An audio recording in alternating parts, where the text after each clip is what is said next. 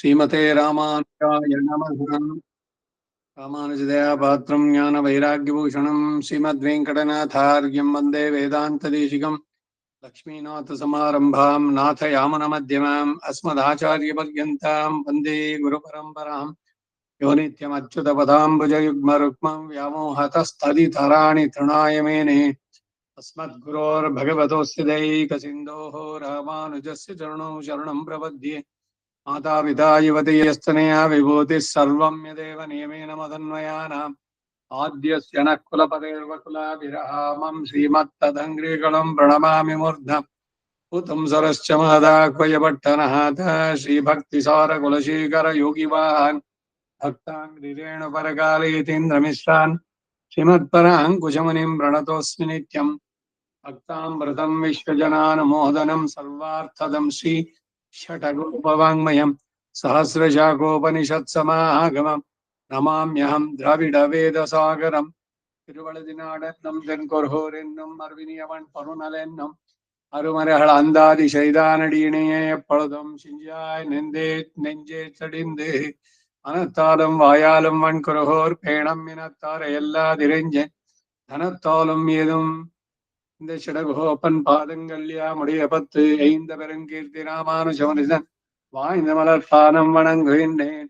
ஆய்ந்த பெரும் சீரார் ஷடகோபன் பேரும் தமிழ் பேராத உள்ளம் பெற வாந்திகளும் ஷடகோபன் செந்தமிழ் வேதம் தரிக்கும் பேராத உள்ளம் பெற வாந்திகளும் சோலை மதுடரங்கர்வன் புகழ்மேல் ஆண்ட தமிழ் மறைகளாயிரமும் இந்த முதல் தாய் ஷடகோபன் மைம்பால் வளர்த்தா இதத்தாய் ராமானுஜன் மிக்க விரநிலையம் மெய்யாமுயிர் நிலையம் தக்க நெறியம் தடையாயி தொக்கியலம் ஓள் வினையும் வாழ்வினையும் போதும் குருகயர்கோன் யாழினிசை வேதத்தியில் நம்மாழ்வார் திருவடிகளே சரணம்.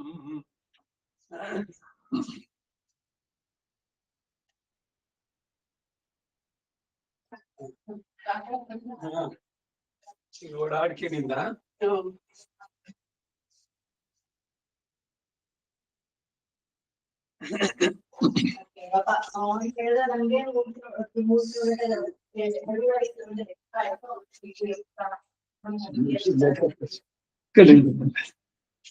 அநியங்கள் சொல்லிந்தா சட்னி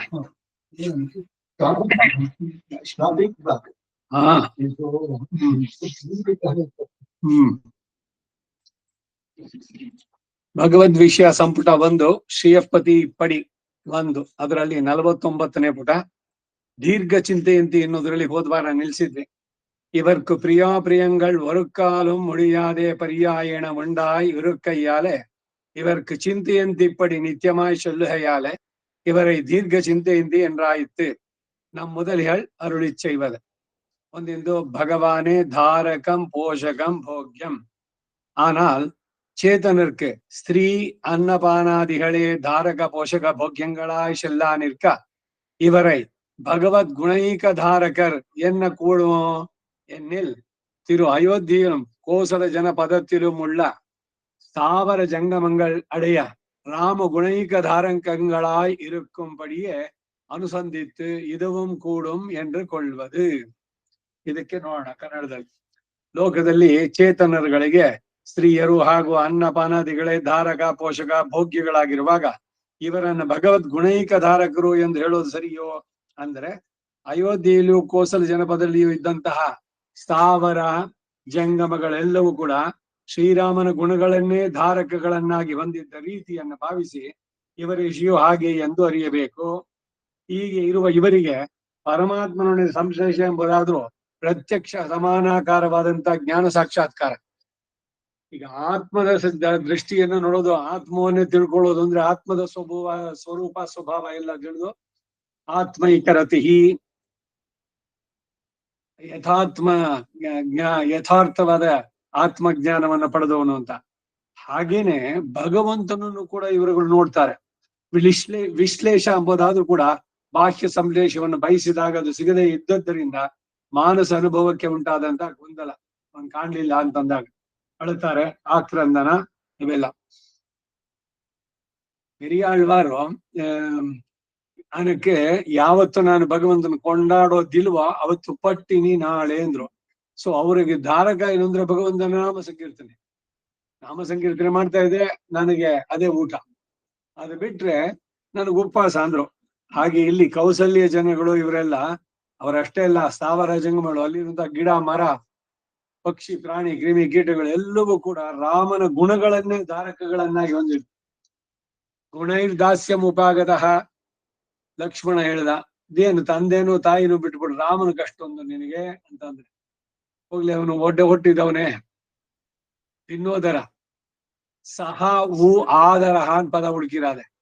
ಸಹೋದರ ಅಂದ್ರೇನು? ಸಹ ಉದರ, ಒಂದೇ ಉದರದಲ್ಲಿ ಜನಿಸಿದವನು, ಇದು ಸಾಮಾನ್ಯವಾದಂತ ಅರ್ಥ. ಇದಕ್ಕೆ ಇವನು ಲಕ್ಷ್ಮಣ ಸಹೋದರನೇ, ಕೌಸಲ್ಯ ಅಲ್ಲ, ತಂದೆ ಏನು ಅವನು, ಆದ್ರೆ ತಾಯಿ ಬೇರೆ ಆದವಳು. ಅದಕ್ಕೆ ಸಹ ಪ್ಲಸ್ ಹೂ ಪ್ಲಸ್ ಆದರಹ. ಸಹ ಅಂದ್ರೆ ಆ ಅಣ್ಣನಲ್ಲಿ ಅತ್ಯಂತವಾದ ಆದರ ಇದ್ದವನು. ಏನು ಅಷ್ಟೊಂದು ನಿನಗೆ ಅಂದ್ರೆ, ಗುಣ ದಾಸ್ಯ ಉಪಾಗತ, ನಾನು ಆ ಗುಣಗಳಿಗೆ ದಾಸನಾಗಿದ್ದೇನೆ, ಅದಕ್ಕಾಗಿ ನಾನು ಜಾಗ್ರತ್ ಸ್ವಪ್ನ ಸುಷುಪ್ತಿ ಎಲ್ಲ ಅವಸ್ಥೆಗಳಲ್ಲೂ ಅವನನ್ನೇ ಮಾಡ್ತೀನಿ ಅಂತ. ಹಾಗೆ ಮುಂದಕ್ಕೆ ಸಂಶ್ಲೇಷ ವಿಶ್ಲೇಷ ಲಕ್ಷಣ. இப்படி இருக்கிற இவர்க்கு எம்பெருமானோடு சம்ஸ்லேஷமாவது பிரத்யக்ஷ ಸಮಾನಾಕಾರமான ಜ್ಞಾನ ಸಾಕ್ಷಾತ್ಕಾರ, ದರ್ಶನ ಸಮಾನಾಕಾರ ಅಂತ ಹೇಳ್ತಾರೆ. ದರ್ಶನ ಸಮಾನಾಕಾರ ಅಂದ್ರೇನು? ಈಗ ಭಗವಂತನ ನೋಡ್ಬಿಟ್ಟು ಬಂದಿದೆ ದೇವಸ್ಥಾನದಲ್ಲಿ, ಕಣ್ಣು ಮುಚ್ಕೊಂಡ್ರೆ ಆ ವಿಗ್ರಹದ್ದು ಚಿತ್ರ ನಿಮ್ ಕಣ್ಣು ಮುನ್ನಲ್ಲಿ ಬರ್ಬೇಕು.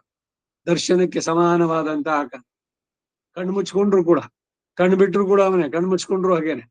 ಈ ಧ್ರುವ ತಪಸ್ಸು ಮಾಡ್ತಾ ಇದ್ನಲ್ಲ, ಅವನ ಮನಸ್ಸಿನ ಪಟಲದ ಮೇಲೆ ಅವನು ಸಾಕ್ಷಾತ್ ಭಗವಂತ, ಏನು ಶಂಖಚಕ್ರೆಯಾಗಿ ಇರುವಂತ ವಿಷ್ಣು. ಅವನು ಕಣ್ಣು ಇವನಿಗೆ ದರ್ಶನ ಕೊಡೋ ದೃಷ್ಟಿಯಿಂದ ಅವನ ದರ್ಶನಕ್ಕೆ ಮನಸ್ಸಿನ ಪಟದಲ್ಲಿದ್ದವನು ಮರೆಯಾಗ್ಬಿಟ್ಟ. ಕಣ್ಣು ಬಿಟ್ರೆ ಎದುರುಗಡೆ ಸಾಕ್ಷಾತ್ ಆಗಿ ನಿಂತಿದ್ದಾರೆ.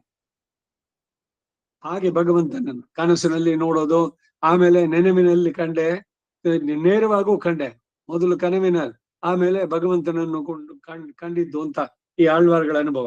ಆ ರೀತಿಯಲ್ಲಿ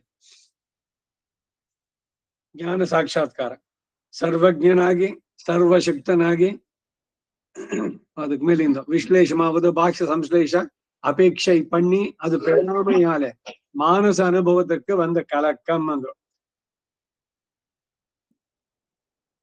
ಇವರಿಗೆ ಪರಮಾತ್ಮನೊಡನೆ ಸಂಶ್ಲೇಷ ಎಂಬುದಾದ್ರೂ ಪ್ರತ್ಯಕ್ಷ ಸಮಾನಾಕಾರವಾದಂತಹ ಜ್ಞಾನ ಸಾಕ್ಷಾತ್ಕಾರ. ವಿಶ್ಲೇಷ ಅನ್ನೋದಾದ್ರೂ ಕೂಡ ಬಾಹ್ಯ ಸಂಶ್ಲೇಷವನ್ನು ಬಯಸಿದಾಗ ಅದು ಸಿಗದೇ ಇದ್ದದ್ರಿಂದ ಮಾನಸ ಅನುಭವಕ್ಕೆ ಉಂಟಾದಂತ ಗೊಂದಲ ಅದು ಎಷ್ಟು ತೀವ್ರವಾಗಿತ್ತು ಅಂತ ಅದನ್ನೇ ಹೋದ ವಾರ ಹೇಳಿದ್ದು. ಚಿಂತೆಯಂತಿ ಅಂತ ಅವಳು ಪ್ರಾಣನೇ ಬಿಟ್ಬಿಡ್ಲು, ಕೃಷ್ಣ ಕಾಣ್ಲಿಲ್ಲ ಅಂತಂದ್ಬಿಟ್ಟು ಅಂತ. ಇವನು ಭಗವಂತ ಅವರಲ್ಲಿ ರುಚಿ ಹುಟ್ಸಕ್ಕೆ ಒಂದು ಸಲ ಕಂಡ್ಬಿಟ್ಟು ಆಮೇಲೆ ಬರಿಯಾಗ್ಬಿಡ್ತಾನೆ, ಅವನಲ್ಲಿ ಸಿಗ್ಲಿಲ್ವಲ್ಲ ಅಂತ. ಈ ನಾರಾಯಣ ಸ್ವಾಮಿ ಒಂದೇ ನರಸಿಂಹರಿದೆ ಮಟ್ಟಪಳ್ಳಿ ನರಸಿಂಹನ ಉಪಾಸಕರೊಬ್ರು ಅವ್ರ ಬಗ್ಗೆ ಬರೆದಿದ್ದಾರೆ. ಇದ್ರಲ್ಲಿ ಅವ್ರು ಉಪನ್ಯಾಸ ಮಾಡ್ತಿದ್ದಾಗ ಹೆಂಗ್ ಪುನೋಮ ಹೆಂಗೆ ಅಂತ ಹೋಗ್ಬಿಟ್ಟು ಕುರ್ಚಿ ಸಂದಿ ಅಲ್ಲಿ ಇಲ್ಲೆಲ್ಲ ಹುಡ್ಕೋದು ಅಂತೆ.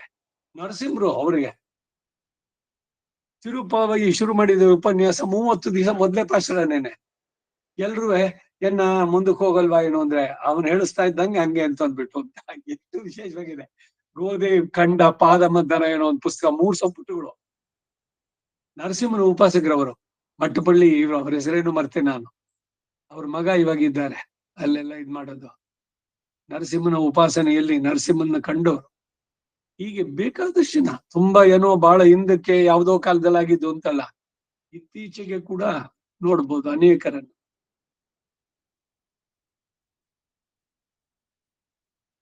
ಆ ಮಾನಸ ಅನುಭವಕ್ಕೆ ಬಂದಂತಹ ಕಾಲಕ್ರಮ ಅಂದ್ರು. ಮಾನಸ ಅನುಭವಕ್ಕೆ ಉಂಟಾದ ಗೊಂದಲ ಅವನು ಮರೆಯಾದಾಗ ಮುಂದಕ್ಕೆ ಸಂಶ್ಲೇಷ ವಿಶ್ಲೇಷ ಫಲಂ. സർവജ്ഞനായി സർവശക്തിയായി സർവ நியந்தாவாய் நிரவதிக கிருபாவானாய் இருந்த எம்பெருமான் இவருடைய அனுபவத்தை முடிய நடத்தாதே இவ் அனுபவத்தை விச்சேதித்ததுக்கு பிரயோஜனம் என்னில் திருவயோத்தியிலும் திருக்குறுவையிலும் பிரிந்த பிரிவு போல இவருக்கு அனுபவ குணங்கள் சாத்விகைக்காகவும் மேன்மேலேன திருஷ்ணை பிறக்கைக்காகவும் எம்பெருமான் பக்கல் பிறந்த ஆசை மகிழ்ந்து நினைத்தபடி பெறாவிட்டவாறே சோகமோகங்கள் பிறக்கும்.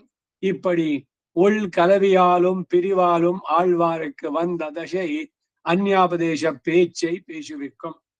ಸರ್ವಜ್ಞನಾಗಿ ಸರ್ವಶಕ್ತನಾಗಿ ಸರ್ವ ನಿಯಂತ ಆಗಿ ನಿರವಧಿಕ ಕೃಪಾಶಾಲಿಯಾಗಿರುವಂತಹ ಪರಮಾತ್ಮನು ಇವರ ಅನುಭವವನ್ನು ಪೂರ್ಣವಾಗಿ ನಡೆಸಿಕೊಡದೆ ಈ ಅನುಭವಕ್ಕೆ ವಿಚ್ಛೇದ ಉಂಟು ಮಾಡಿದ್ದರಿಂದ ಪ್ರಯೋಜನ ಏನು? ಈ ಒಂದ್ಸಲಿ ದರ್ಶನವನ್ನು ಕೊಟ್ಟ, ಮತ್ತೆ ಯಾಕೆ ಮರಿಯಾಗಿದೆ? ಯಾಕೆ ದರ್ಶನ ಕೊಟ್ಟ ಮೇಲೆ ಅದು ಪರ್ಮನೆಂಟ್ ಆಗಿರ್ಬೇಕು ತಾನೆ ಯಾವಾಗ್ಲೂ.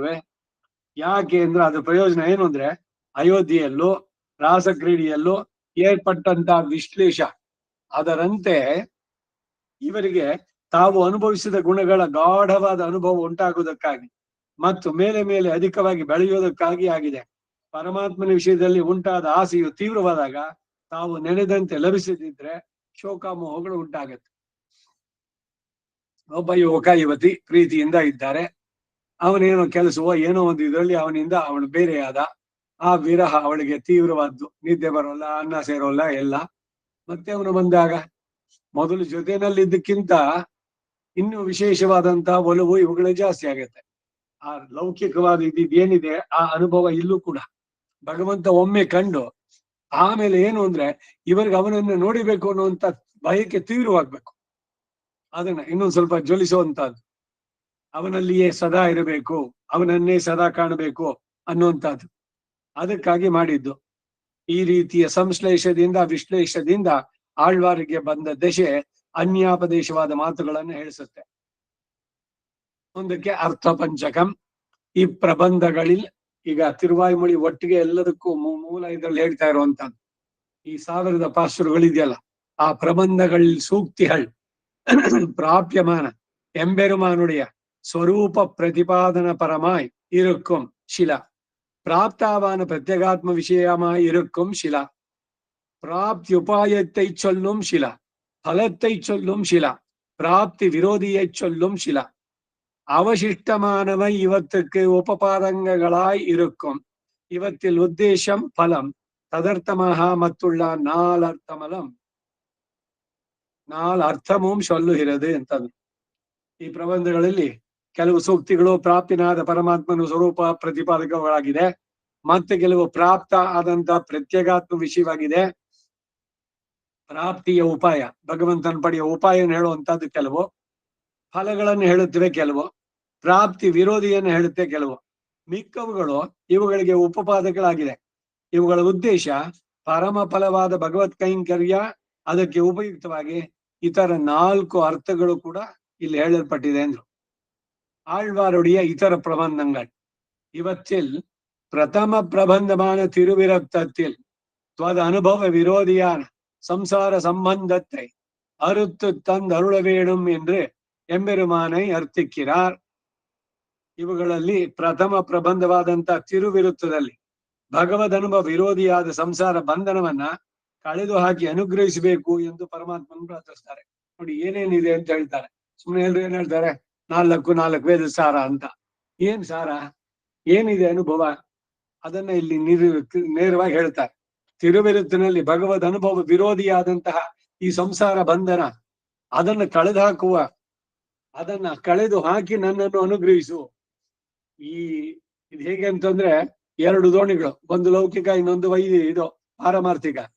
ಎರಡರಲ್ಲೂ ಕಾಲಿಟ್ಕೊಂಡು ಹೋಗ್ತೀನಿ ಅಂದ್ರೆ ಆಗೋಲ್ಲ. ಆ ಕಾಲನ್ನ ಬಿಟ್ಟು, ಸಂಸಾರದನ್ನ ಬಿಟ್ಟು ಇದ್ರಲ್ಲಿ ಇದ್ರೆ ನೀನು ಮೋಕ್ಷವನ್ನು ತಲುಪ್ತೀಯ.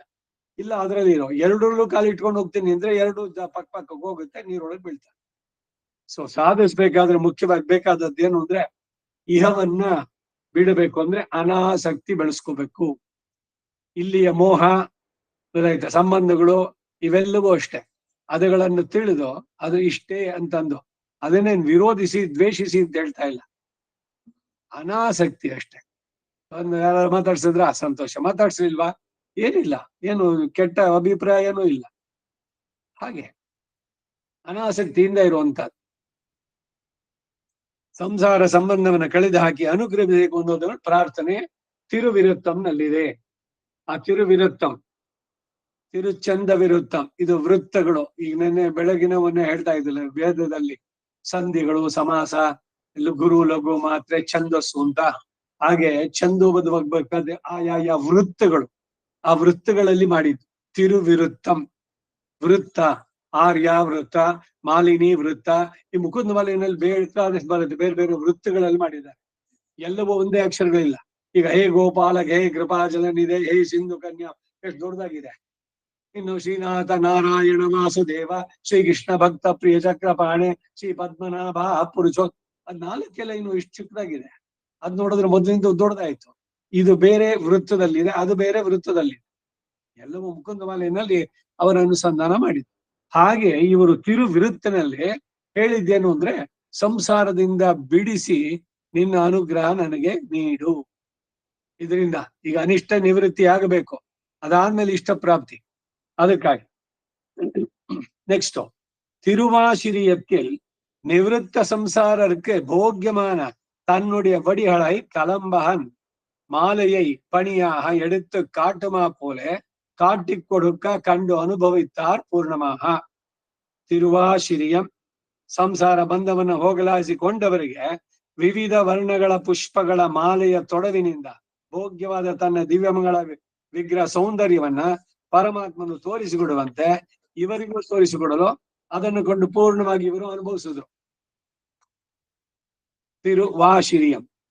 ಮುಂದಕ್ಕೆ பெரிய திருவந்தாதியில் நிரதிசய போக்கியனான எம்பெருமானை அனுபவிக்கையால அது அனுகுணமாக திருஷ்ணை பிறந்த திருஷ்ணானுಗುಣமாக பேசியும் நினைத்தும் ಧರಿಕ್கிறார்.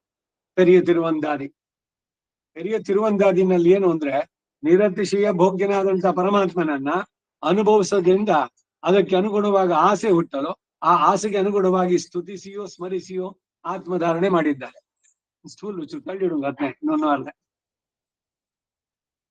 ಹಾ ಈಗ ಪರವಾಗಿಲ್ಲ.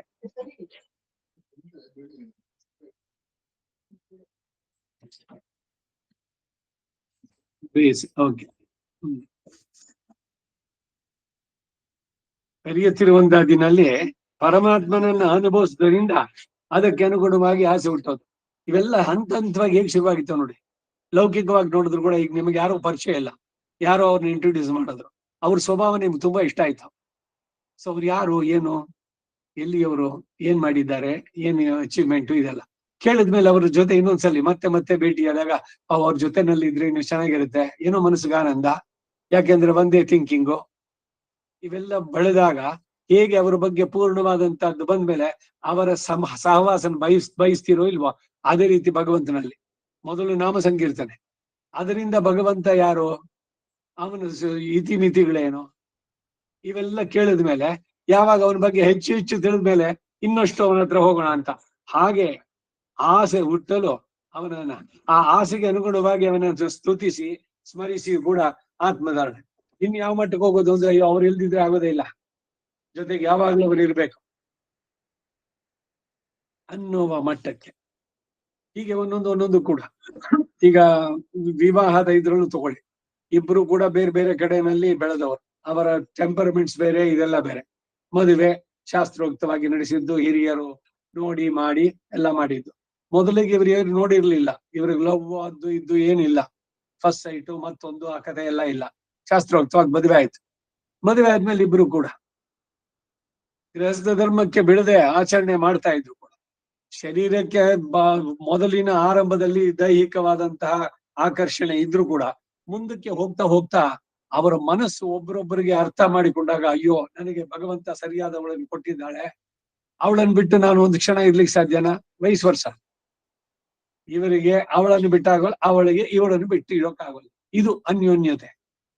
ಇದನ್ನೇ ಇದು ಅಧ್ಯಾತ್ಮದಲ್ಲಿ ಎಷ್ಟು ಮುಖ್ಯ ಗೊತ್ತೆ. ಏನಿದು ಗಂಡು ಹೆಣ್ಣು ಸಂಬಂಧದ ಬಗ್ಗೆ ಸಾಮಾನ್ಯವಾಗಿ ನೋಡಿದ್ರೆ ತುಚ್ಛ, ಹಾಗೆ ಹೀಗೆ ಅನ್ನೋದು ಬಹಳ ಶ್ರೇಷ್ಠವಾದದ್ದು ಅಂತಾರೆ. ಪತಿ ಪತ್ನಿ ಭಾವ ಇದೆಯಲ್ಲ, ಅತಿ ಮಧುರ ಭಾವ ಅಂತ. ಇದು ತಂದೆ ಮಗನಿಗೆ ಬರುತ್ತಾ, ಇಲ್ಲ ಸೊಸೆ ಮಾವ ಅತ್ತೆ ಸೊಸೆಗೆ ಬರುತ್ತಾ, ಇಲ್ಲ ತಾಯಿ ಮಗಳಿಗೆ ಬರುತ್ತಾ? ಇಲ್ಲ. ಅಲ್ಲೆಲ್ಲ ಲಿಮಿಟೇಷನ್ಸ್. ಇಲ್ಲ ಸ್ವಾಮಿ ಯಜಮಾನ, ಅವನೇ ಹೌದು, ಅವಳು ಊಟ ಕೊಟ್ಟಿದ್ದಾನೆ, ಎಲ್ಲ ಮಾಡಿದ್ದಾನೆ, I am always totally loyal to him, ಎಲ್ಲ ಆಯ್ತು. 24 ಗಂಟೆಗೂ ಅವನಿಗೆ ಲಾಯಲ್ಟಿನೇ? ಅಥವಾ ಮನೆಯಲ್ಲಿ ಇದ್ದಾಗಲೂ ನೀವು ಅದನ್ನೇ ನಡೆಸ್ಕೊಳ್ಬೇಕೆ? ಕೆಲಸದ ಸಮಯದಲ್ಲಿ ಇವರು ಓಕೆ ಮಾಡ್ತಾ ಇದ್ದೀರಿ, ಸಂಬಳ ಕೊಡ್ತಾ ಇದ್ದಾನೆ, ಅದಕ್ಕೆ ಸಿನ್ಸಿಯರ್ ಆಗಿ ನಿಷ್ಠೆಯಿಂದ ಮಾಡಿದ್ರಿ, ಅಲ್ಲಿ ಮುಗೀತು.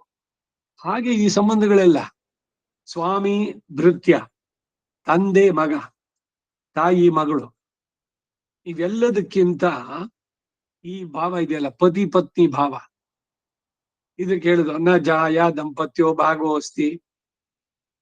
ನನ್ನ ಉತ್ತಮವಾದ ಅರ್ಧ ಪತ್ನಿ, ವೇದದಲ್ಲಿ ಮಾಡಿದ್ದು, ನನ್ನ ಉತ್ತಮವಾದ ಭಾಗ ಅರ್ಧ, ಉತ್ತಮಾರ್ಧಂ ಪತ್ನಿ, ಬೆಟರ್ ಹಾಫ್ ಅನ್ನುವಂತ ಮಾತು ಇಂಗ್ಲಿಷ್ ನಿಂದ ಬಂದಿದ್ದಲ್ಲ, ಇಲ್ಲಿ ಇದನ್ನು ನೋಡಿ ಅವ್ರು ಹೇಳಿರ್ಬೇಕಷ್ಟೆ, ನಮ್ಮ ವೇದದಲ್ಲಿ ಇದ್ದ ಮಾತೇನೆ ಇದು. ಹಾಗೆ ಭಗವಂತನನ್ನ ತಾನು ಪತ್ನಿಯಂತೆ ಭಾವಿಸಿ, ತಾನು ಪತ್ನಿಯಾಗಿ ಅವನನ್ನು ಪತಿಯಂತೆ ಭಾವಿಸಿ, ಅವನನ್ನು ಬಿಟ್ಟು ಒಂದು ಕ್ಷಣವೂ ನಾನು ಇರೋಕ್ಕಾಗಲ್ಲ ಅನ್ನುವಂಥದ್ದು ತೀವ್ರವಾದ, ಅತಿ ಮಧುರವಾದಂತಹ ಭಾವ ಅಂತ. ಈ ಭಾವದಲ್ಲೇ ಎಲ್ರೂ ಹಾಡಿದ್ರು, ಯಾವ ಯಾವ ಸಂತರು ಇವರೆಲ್ಲ ಕಂಡ್ರು ಮಾಡಿದ್ರು ಎಲ್ಲ, ಮೊದಲು ದಾಸರು ಇವುಗಳೆಲ್ಲ ಆದ್ರೂ ಕೂಡ ಆ ಪರಮ ಭಕ್ತಿಯ ದಿಶೆಗೆ ಬಂದಾಗ ಅವನನ್ನು ಬಿಟ್ಟು ಒಂದು ಕ್ಷಣವೂ ನಾನು ಇರೋಕ್ಕಾಗಲ್ಲ ಅನ್ನೋದು. ಆ ಸ್ಥಿತಿ ಏನಿದೆ ಅಂದ್ರೆ, ನೀರಿನಿಂದ ತೆಗೆದ ಮೀನಿನಂತೆ. ಮೀನು ತೆಗೆದ್ರೆ ಏನಾಗುತ್ತೆ, ಒದ್ದಾಡುತ್ತೆ, ಪ್ರಾಣ ಬಿಡುತ್ತೆ ಅಷ್ಟೆ. ಹಾಗೆ ಭಗವಂತ ಇಲ್ಲ ಅಂದ್ರೆ ಇವರು ಒದ್ದಾಡಿ ಪ್ರಾಣ ಬಿಡೋದಷ್ಟೇ. ಈಗ ತಾನೇ ಒಂದು ಚಿಂತೆಯಂತಿ ನೋಡಿದ್ವಲ್ಲ, ಇದ್ರಲ್ಲಿ ಹಾಗೆ. ಹೀಗೆ ತೃಷ್ಣ ಅನುಗುಣಮಾಹ ಪೇಶಿಯೋಂ ನಿನೈತ್ತುಂ ಧರಿಕ್ಕಿರಾರ್ ಅಂದ್ರು. ಅವನನ್ನ ಸ್ತುತಿಸಿ ಸ್ಮರಿಸಿ ಆತ್ಮಧಾರಣೆ ಮಾಡಿದ್ದಾರೆ.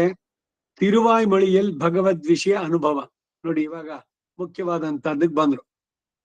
திருவாய்மொழியில் இவருடைய திருஷ்ணானுகுணமாக ஸ்ரீயப்பதியாய் சமஸ்த கல்யாண குணாத்மகனாய் தனக்கு உத்தகுதியான திவ்ய தேகத்தை உடையனுமாய் திவ்ய பூஷண பூஷிதனுமாய் சங்க சக்கராதி திவ்யாயுதரனுமாய் பரம வியோமத்திலே ஆனந்தமயமான திவ்ய ஸ்தான ரத்ன மண்டபத்திலே பெரிய பிராட்டியாரும் தானும் பிராட்டிமாரும் கூட திவ்ய சிம்மாசனத்திலே ஏழுலகும் தனிக்கோல் செல்ல வீத்திருந்த அருளி அஸ்தானே பயசங்கிகளான அயர்வரும் அமரர்களாலே அனவரத பரிச்சரியமான சரண நளினனாய் கொண்டு அங்கு அங்கனே செல்லா நிற்க ஸ்வசங்கல்பாயத்த ஸ்வரூபஸ்திதி பிரவೃತ್ತಿ நிவೃತ್ತಿகமான ஸ்வேதர சமஸ்தத்தையும் தனக்கு ಶರೀರತೆಯ சேஷமாக உடையனாய் அந்தராத்மதையா சேதனாச்சேதனங்களை வியாபித்து தத்கத தோஷை அசம்ஸ்பிருஷ்டனாய் நாராயணாதி நாமங்களை தனக்கு வாச்சகமாக உடையனாய் ஏவம் விதமாக உளன்சுடர் மிகு சுருதியுள் என்கிறபடியே உபனிஷத் சித்தனுமாய் இப்படி விசஜாதீயனுமாய் இருந்து வைத்து ஆஷ்டித வாத்சல்யத்தாலே தேவ மனுஷ்யாதி சஜாதீயனாய் வந்து தன்னுடைய பரம கிருபையாலே திருவ அவதாரம் பண்ணும் சுபாவனுமாய் தன்னுடைய அவதாரங்களிலும் உதவ பெறாத கர்ப்ப நிர்பாகியருக்கும் இழக்க வேண்டாதபடி சர்வாபராத சகனாய் பத்திர புஷ்பாதிகளாலே சுவாராதனாய் கொண்டு ஆஷ்டிதருக்கு அத்தியந்த பரதந்திரனாய் அவர்களுடைய இச்சானுகுணமான போஜன சயனாதிகளை உடையனாய் சமஸ்த கல்யாண குண பரிபூர்ணனான தானே ஆஷ்டித சுலபஸ்வார்த்தமாக கோயில்களிலே வந்து நின் அருளியும் இப்படி உள்ள சர்வேஸ்வரத்துவத்துக்கும் ஆஷ்டிதானுகிரகத்துக்கும் ஏகாந்தமான படிகளால் பரிபூர்ணனான எம்பெருமான் தன்னை ನಿರ್ಹೇತುಕமாக ಕಾಟಿ ಅರುಳ ಕಂಡು. ಇನ್ನು ಇದ ಮುಂದಕ್ಕೆ ಇದಿಷ್ಟಕ್ಕೆ ನೋಡೋಣ. ಇವ ಕನ್ನಡದ ಅನುವಾದ. ತಿರುವಾಯ್ಮೊಳಿಯಲ್ಲಿ ಶ್ರೀಯಪತಿಯಾಗಿಯೋ ಸಮಸ್ತ ಕಲ್ಯಾಣ ಗುಣಾತ್ಮಕನಾಗಿಯೋ ಇದೆಲ್ಲ ಅವನಿಗೆ ಸ್ವರೂಪ ವಿಶೇಷವಾದದ್ದು. ಶ್ರೀಯಪತಿ ಅನ್ನೋದು ಬೇರೆ ಯಾರಿಗೋ, ಇವನಿಗೆ ಮಾತ್ರ ಅದು. ಅವನು ಉಮಾಪತಿ, ಇವನು ಸರಸ್ವತಿ ಪತಿ ಬೇರೆ, ಇವನು ಶಚೀಪತಿ ಇಂದ್ರ, ಈಗ ಒಬ್ಬೊಬ್ಬರಿಗೂ ಬೇರೆ, ಅವ್ರವ್ರ ಪತ್ನಿಯರು ಬೇರೆ. ಶ್ರೀಯಪತಿ ಅಂದ್ರೆ ಇವನೇ ನಾರಾಯಣ. ಸಮಸ್ತ ಕಲ್ಯಾಣ ಗುಣಾತ್ಮಕನಾಗಿ ತನಗೆ ತಕ್ಕ ದಿವ್ಯ ಮಂಗಳ ವಿಗ್ರಹವನ್ನು ಉಳ್ಳವನಾಗಿ ದಿವ್ಯ ಭೂಷಣ ಭೂಷಿತನಾಗಿಯೋ ಶಂಕ ಚಕ್ರಾದಿ ದಿವ್ಯಾಯುಧರನಾಗಿಯೋ ಪರಮವ್ಯೋಮ, ವೈಕುಂಠಕ್ಕೆ ಹೆಸರು, ಪರಮವ್ಯೋಮದಲ್ಲಿ ಆನಂದಮಯವಾದ ದಿವ್ಯ ಆಸ್ಥಾನ ರತ್ನ ಮಂಟಪದಲ್ಲಿ ಶ್ರೀದೇವಿಯವರು ತಾನು ಇತರ ಮಹಿಷಿಗಳೊಡನೆ, ಭೂದೇವಿ ನೀಳಾದೇವಿ ಇವರ ಮಹಿಷಿಗಳೊಡನೆ ದಿವ್ಯ ಸಿಂಹಾಸನದಲ್ಲಿ ಸಕಲ ಲೋಕಗಳನ್ನ ಏಕಚಕ್ರಾಧಿಪತ್ಯದಿಂದ ಆಳುವಂತೆ ಇವನು ಮಾಡಿದಂತಹ ಈ ಸೃಷ್ಟಿ ಇದೆಯಲ್ಲ, ಅಖಿಲಾಂಡ ಕೋಟಿ ಬ್ರಹ್ಮಾಂಡಗಳು, ಅವೆಲ್ಲಕ್ಕೂ ಇವನೊಬ್ಬನೇ ಏಕಚಕ್ರಾಧಿಪತಿ ಎಂತೆ ದಿವ್ಯ ಸಿಂಹಾಸನದಲ್ಲಿ ಪದ್ಮಾಸನಸ್ಥನಾಗಿದ್ದು ಅನುಗ್ರಹಿಸುತ್ತಿರಲು ಭಯ ಶಂಕೆಗಳಿಗೆ ಎಡೆಯೇ ಇಲ್ಲದಿದ್ದರು ಅವನ ಮೇಲಿನ ನಿರತಿಶಯ ಪ್ರೇಮದ ಕಾರಣ ಭಯ ಮತ್ತು ಶಂಕೆ ಹೊಂದಿದವರು ಮಂಗಳಾಶಾಸನ ಮಾಡ್ತಾರೆ. ವಿಸ್ಮೃತಿಯೇ ಇಲ್ಲದವರು ಆದಂತಹ ನಿತ್ಯ ಸೂರ್ಯಗಳಿಂದ ಯಾವಾಗಲೂ ಸೇವಿಸಲ್ಪಡುವ ಪಾದ ಪದ್ಮಗಳನ್ನು ಉಳ್ಳವನಾಗಿದ್ದಾನೆ ಆ ಪರಮಾತ್ಮ. ಅಲ್ಲಿ ಹಾಗೆ ನಿತ್ಯವಾಗಿ ನಡೀತಾ ಇದ್ರು ಕೂಡ ತನ್ನ ಸಂಕಲ್ಪಕ್ಕೆ ಅಧೀನವಾದಂತಹ ಸ್ವರೂಪ, ಸ್ಥಿತಿ, ಪ್ರವೃತ್ತಿ, ನಿವೃತ್ತಿ ಉಳ್ಳವನಾಗಿ ಅಂತರಾತ್ಮನಾಗಿ ಚೇತನ ಅಚೇತನಗಳನ್ನ ವ್ಯಾಪಿಸಿ ಅವುಗಳ ದೋಷಗಳಿಂದ ಅಸಂಸ್ಪೃಷ್ಟನಾಗಿ ಎಲ್ಲ ದೋಷಗಳಿಂದ ದೂರ ಅಖಿಲ ಹೇಯ ಪ್ರತ್ಯನೀಕ ನಾಯ ಅಂತ ಹೇಳ್ತೀವಲ್ಲ, ಹೇಯ ಪ್ರತ್ಯನೀಕ ಅಂದ್ರೆ ಎಲ್ಲದರೊಳಗೂ ಇದ್ದಾನೆ, ಆದ್ರೆ ಯಾವ ದೋಷವೂ ಅವನಿಗಂಟೋದಿಲ್ಲ. ಈಗ ಒಬ್ಬ ಇದ್ದಾನೆ, ಅವನು ರೋಗಿ ಮಲಗಿದ್ದಾನೆ, ಏನು ಜ್ವರ ಎಲ್ಲ ಸಿಕ್ಕಾಪಟ್ಟೆ ಇದಾಗಿದೆ, ಕೈಯೆಲ್ಲ ನಡುಗ್ತಾ ಇದೆ, ಅವನಲ್ಲಿ ಪರಮಾತ್ಮ ಇಲ್ವೋ? ಇದ್ರೆ ಅವನು ನಡುಗ್ತಾನೋ ಅಂದ್ರೆ ಇಲ್ಲ. ಆ ದೋಷಗಳೊಂದು ಅವನಿಗಿರೋಲ್ಲ, ಎಲ್ಲದ್ರಲ್ಲಿ ಇದ್ರು ಕೂಡ. ಹಾಗೆ ದೋಷಗಳಿಂದ ಅಸಂಸ್ಪೃಷ್ಟನಾಗಿ, ಸ್ಪರ್ಶ ಅಂದ್ರೇನು? ಮುಟ್ಟುವಂಥದ್ದು. ಸಂಸ್ಪರ್ಶ ಅಂದ್ರೆ ಸಮ್ಯಕ್ಕೆ ಚೆನ್ನಾಗಿ ಅವನನ್ನ ಇದ್ ಮಾಡಿದ್ದು. ಅಸಂಸ್ಪೃಷ್ಟನಾಗಿ ಅಂದ್ರೆ ಅದು ನಾರಾಯಣಾದಿ ನಾಮಗಳನ್ನ ತನಗೆ ವಾಚಕವನ್ನಾಗಿ ಉಳ್ಳವನಾಗಿ ಈ ರೀತಿಯಾಗಿ ಉಳನ್ ಚುಡರ್ ಮಿಹು ಶೂರುದಿಯುಳ್ ಎಂಬಂತೆ ಉಪನಿಷತ್ ಸಿದ್ಧನು ಆಗಿ ಹೀಗೆ ಉಳಿದದ್ದೆಲ್ಲಕ್ಕಿಂತ ವಿಸಜಾತೀಯನಾಗಿ ಸಕಲೇತರ ವಿಲಕ್ಷಣ, ಎಲ್ಲದಕ್ಕಿಂತ ವಿಲಕ್ಷಣನಾಗಿರೋ, ಎಲ್ಲದರಲ್ಲೂ ಇದ್ದಾನೆ, ಆದ್ರೆ ಎಲ್ಲದಕ್ಕಿಂತ ವಿಲಕ್ಷಣನಾಗಿದ್ದಾನೆ. ಎರಡು ಒಂದಕ್ಕೊಂದಕ್ಕೆ ನಾವು ಕಾಣೋದ್ರಲ್ಲಿ ಲೌಕಿಕ ಉದಾಹರಣೆಯಿಂದ ನೋಡ್ಲಿಕ್ಕೆ ಆಗೋಲ್ಲ. ಈಗ ಅದಕ್ಕೆ ಹಿಂದೆ ಒಂದ್ಸಲ ಹೇಳಿದೆ ಇದನ್ನ. ಈಗ ಮಣ್ಣಿನಿಂದ ಮಡಿಕೆ ಆಗ್ಬೇಕು, ಕುಂಬಾರನ್ಗೆ ಹೇಳಿದ್ರಿ, ಅವನು ಸಲಕರಣೆ ಇಟ್ಕೊಂಡ ಮಣ್ಣನ್ನು ತೆಗೆದು ಮಡಿಕೆ ಮಾಡ್ದ. ಮಡಿಕೆ ಆದ್ಮೇಲೆ ಕೊಡು ಅಂತಂದ್ರೆ ಮಣ್ಣು ಇರುತ್ತೇನೋ? ಪೂರ್ವ ರೂಪ ಹೋಯ್ತು ಅದಕ್ಕೆ, ಮಣ್ಣಿಗೆ ಉತ್ತರ ರೂಪ ಒಂದಾಯ್ತು. ಹಾಗೆ ಭಗವಂತ ಎಲ್ಲವೂ ತಾನೇ ಆದ ಅಂತಂದ್ರೆ ಹಾಗಾದ್ರೆ ಅವನ ಒರಿಜಿನಲ್ ರೂಪ ಹೋಯ್ತಾ? ಆ ಪೂರ್ವ ರೂಪ ಹೋಯ್ತಾ ಅಂದ್ರೆ ಇಲ್ಲ. ಆ ರೂಪದಲ್ಲಿ ಇದ್ದು ಕೂಡ ಅವನ್ ಮಾಡ ಅಂದ್ರೆ ಇಲ್ಲಿ ಮಣ್ಣಾಗೂ ಇರಬಲ್ಲ, ಮಡಿಕೆಯಾಗಲೂ ಬಲ್ಲ, ಎರಡು ಸಾಧ್ಯ. ಇದು ಲೌಕಿಕ ಉದಾಹರಣೆಗಳು ಅವನಿಗನ್ವಯ ಆಗೋಲ್ಲ, ಅದಕ್ಕಾಗಿ ಹೇಳಿದ್ದು. ಹಾಗೆ ಉಳಿದೆಲ್ಲಕ್ಕಿಂತ ವಿಶ್ವಜಾತೀಯನಾಗಿಯೂ ಆಗಿದ್ದು ಆಶ್ರಿತ ವಾತ್ಸಲ್ಯದಿಂದ ದೇವ ಮನುಷ್ಯಾದಿ ಸಜಾತೀಯನಾಗಿ ಅವತರಿಸಿ ದೇವತೆಗಳಲ್ಲಿ ಒಬ್ಬನಾಗಿ ಮರ್ತ್ಯಾವತಾರಸ್ತು ಯಮರ್ತ್ಯ ಶಿಕ್ಷಣ, ಮನುಷ್ಯ ಅವತಾರ ಕೃಷ್ಣ ರಾಮಾದಿಗಳು ಮಾಡಿದ ಉದ್ದೇಶ ಏನು ಅಂದ್ರೆ ಅವರಂತೆಯೇ ನಾನು ಇದ್ದು ಅವರು ಅನುಭವಿಸೋ ಕಷ್ಟಗಳನ್ನು, ಕ್ಲೇಶಗಳನ್ನು, ಸಮಸ್ಯೆಗಳನ್ನ ನಾನು ಎದುರಿಸಿ ನನ್ನನ್ನು ಅಟ್ಲೀಸ್ಟ್ ಫಾಲ್ ಮಾಡ್ಲಿ ಅವರು. ಮರ್ತ್ಯಾವತಾರಸ್ತು ಮರ್ತ್ಯ ಶಿಕ್ಷಣಂ, ಮನುಷ್ಯ ಅವತಾರ ರಾಮಂದು ಏನ್ ಉದ್ದೇಶ ಅಂದ್ರೆ ಮರ್ತ್ಯರಿಗೆ, ಮನುಷ್ಯರಿಗೆ ಶಿಕ್ಷಣ, ಬಾಳಿನಲ್ಲಿ ಆದರ್ಶ ಏನಿರ್ಬೇಕು, ಕೊಟ್ಟ ಮಾತು ಅದನ್ನು ಉಳಿಸ್ಕೊಳ್ಳುವಂಥದ್ದು, ಪಿತೃವಾಕ್ಯ ಪರಿಪಾಲನೆ, ಧರ್ಮದ ಜೊತೆನಲ್ಲಿರ್ಬೇಕು. ಧರ್ಮದ ಸಾಕಾರ ಮೂರ್ತಿ ಅವನು, ರಾಮೋ ವಿಗ್ರಹವಾನ್ ಧರ್ಮ. ಈ ಮಾತುಗಳನ್ನು ಯಾರೋ ರಾಮನಿಗೆ ಗೊತ್ತಾಗಿರೋರು ಇದಾದವರು ಹೇಳಿದ್ರೆ ಸರಿ, ಅವನ ಶತ್ರುಗಳು, ಅವರು ಕೂಡ ಶತ್ರುಗಳು ಕೂಡ ಅವನನ್ನ ವತ್ಸಲ, ರಿಪೂಣಾಮಪಿ ವತ್ಸಲ ಅಂತ. ಶೂರ್ಪಣಕಿನ ಹೇಳಿದ್ ಮಾತಿದು, ರಾಮೋ ವಿಗ್ರಹವಾನ್ ಧರ್ಮ ಅಂತ. ಮಾರೀಚ ಹೇಳ್ತಾನೆ ಎಲ್ಲ ಅವನ್ ಸ್ವರೂಪ ಇದ್ರದ್ದು ಹೋಗ್ಲಿ, ಧರ್ಮದ ಸಾಕಾರ ರೂಪಿ ಅದನ್ನ ಹೇಳುವಂತ. ಸಣ್ಣ ಶತ್ರುಗಳಿಂದಲೂ ಕೊಂಡಾಡಪಡುವಂತ ಅವನು.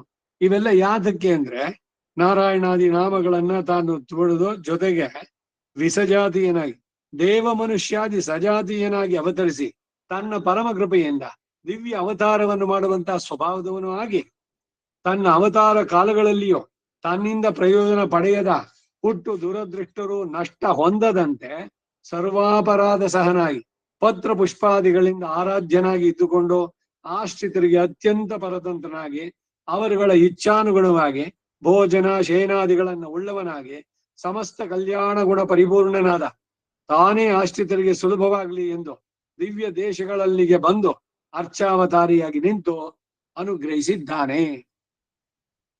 ಇದು ಬರೀ ಆಳ್ವಾರ್ ಪಾಡಲ್ಗೆ ಅನ್ವಯ ಅಲ್ಲ, ಬರೀ ಆಳ್ವಾರುಗಳು ಎಲ್ಲೆಲ್ಲಿ ನೋಡಿದ್ರು ದಿವ್ಯಕ್ಷೇತ್ರಗಳು ಅಷ್ಟೇ ಅಲ್ಲ, ಕರ್ನಾಟಕದಲ್ಲಿ ಎಲ್ಲೆಲ್ಲಿ ಆ ಹಿರಿಮೆಯನ್ನ ನೀವು ನೋಡಿದ್ರೆ ಒಬ್ಬೊಬ್ಬ ಮಹರ್ಷಿಗೆ ಆರ್ಷೇಯ ಅಂತಾರೆ.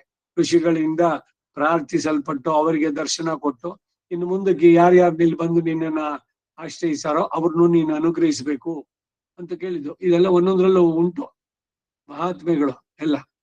ಒಂದೊಂದು ಹಳ್ಳಿ ಇದರಲ್ಲೂ ಕೂಡ ಇರೋದ್ರಲ್ಲಿ ಕೂಡ ಇದೆ, ಯಾರೋ ಮಹರ್ಷಿಗೆ ಇದ್ ಮಾಡಿದ್ದು. ಹೀಗೆ ಆ ರೀತಿ ಅವರುಗಳಿಗೆ ಸುಲಭವಾಗಲಿ ಅಂತೇಳಿ ಅರ್ಚಾವತಾರಿಗೆ ಬಂದಿದ್ದು.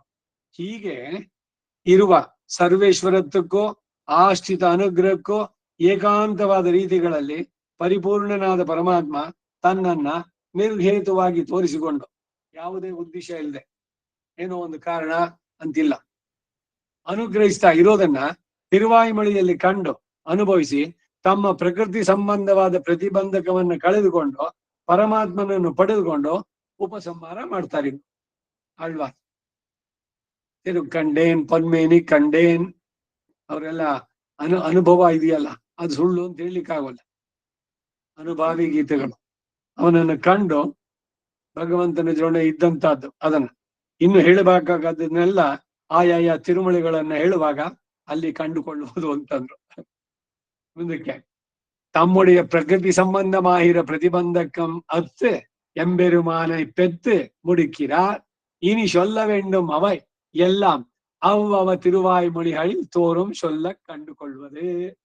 ಮಿಕ್ಕಿದ್ದೆಲ್ಲ ನೇರವಾಗಿ ಪಾಶಗಳಿಗೆ ಹೋಗ್ತೀವಲ್ಲ, ಅಲ್ಲಿ ನೀವು ಅದನ್ನು ಕಂಡುಕೊಳ್ಬಹುದು. ಒಂದು முதல் திருவாய்மொழியில் சொல்லித்தாவது நானா ரத்ன பரிபூர்ணமாய் அபரிச்சேதமான கடலை முந்துர திரளக்கண்டா போலே ಸ್ವರೂಪ ರೂಪಗುಣ ವಿಭೂತಿಗಳಾலே ಪರಿಪೂರ್ಣನಾய் எல்லாபடியாலும் எல்லாரிலும் மேற்பட்ட சர்வேஸ்வரனாய் ஸ்ரீயப்பதியாய் அபௌருஷேயமான சுதிருட பிரமாண ஸ்ருதிகளாலே பிரபாதிக்கப்பட்டுள்ள எம்பெருமானை பாஹ்ய குதிருஷ்டிகளால் அவிச்சால்ய மாம்படி அவன் பிரசாதத்தாலே சாட்சாத்கரித்து அனுபவித்து அனுபவ ஜனித பிரீತಿ உள்ளடங்காமை ಭಗವಂತನ್ ಕಂಡಾಗ ಅದನ್ನ ಅವರು ತಮ್ಮಲ್ಲೇ ಇಟ್ಕೊಂಡು ಸುಮ್ಮನೆ ಇರಲಿಲ್ಲ, ಅದು ಉಕ್ಕಿ ಅವರು ಬರ್ತಾ ಇದೆ ಆ ಅನುಭವ.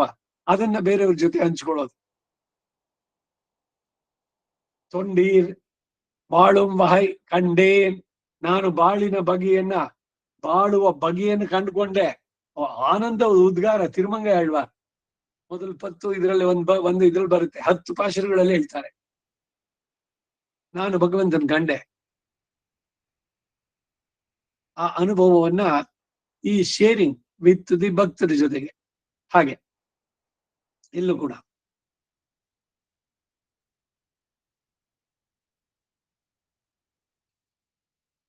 ದೃಢವಾಗಿ ಅನುಭವಿಸಿ ಆ ಅನುಭವದಿಂದ ಉಂಟಾದ ಆನಂದವನ್ನ ಒಳಗೆ ಅಡಗಿಸಿಕೊಳ್ಳಲಾರದೆ, ಅದರ ಕಾರಣ ಸವಿಭೂತಿಗನಾದ ಆ ಪರಮಾತ್ಮನನ್ನು ತಾವು ಅನುಭವಿಸಿದಂತೆಯೇ ಅವನ ಶ್ರೀಪಾದಗಳಲ್ಲಿ ಕೈಂಕರ್ಯವನ್ನು ಮಾಡಿ ಉಜ್ಜೀವಿಸು ಎಂದು ತಮ್ಮ ಮನಸ್ಸಿಗೆ ಉಪದೇಶಿಸ್ತಾರೆ. ಇಲ್ಲಿ ವಿಶೇಷವಾಗಿ ಏನು ಅಂದ್ರೆ, ಇವ್ರು ಜನಗಳಿಗೆ ಅಡ್ರೆಸ್ ಮಾಡಲ್ಲ. ಈಗ ಕುಲಶೇಖರ ಅವಳ ಹೇ ಲೋಕ ಹೇ ಮರ್ತ್ಯಾಹ ಪರಮಮಿತಂ ಶೃಣುತುವೋ, ಹೇ ಜನರೇ ನಿಮಗೆ ತುಂಬಾ ಪರಮಹಿತವಾದದ್ದನ್ನು ಹೇಳ್ತೀನಿ ಕೇಳಿ ಅಂದ್ರಲ್ಲ, ಇವರು ತಮ್ಮ ಮನಸ್ಸಿಗೆ ಅಡ್ರೆಸ್ ಮಾಡ್ತಾರೆ ತಿರುವಾಯ್ಮೊಳಿನಲ್ಲಿ.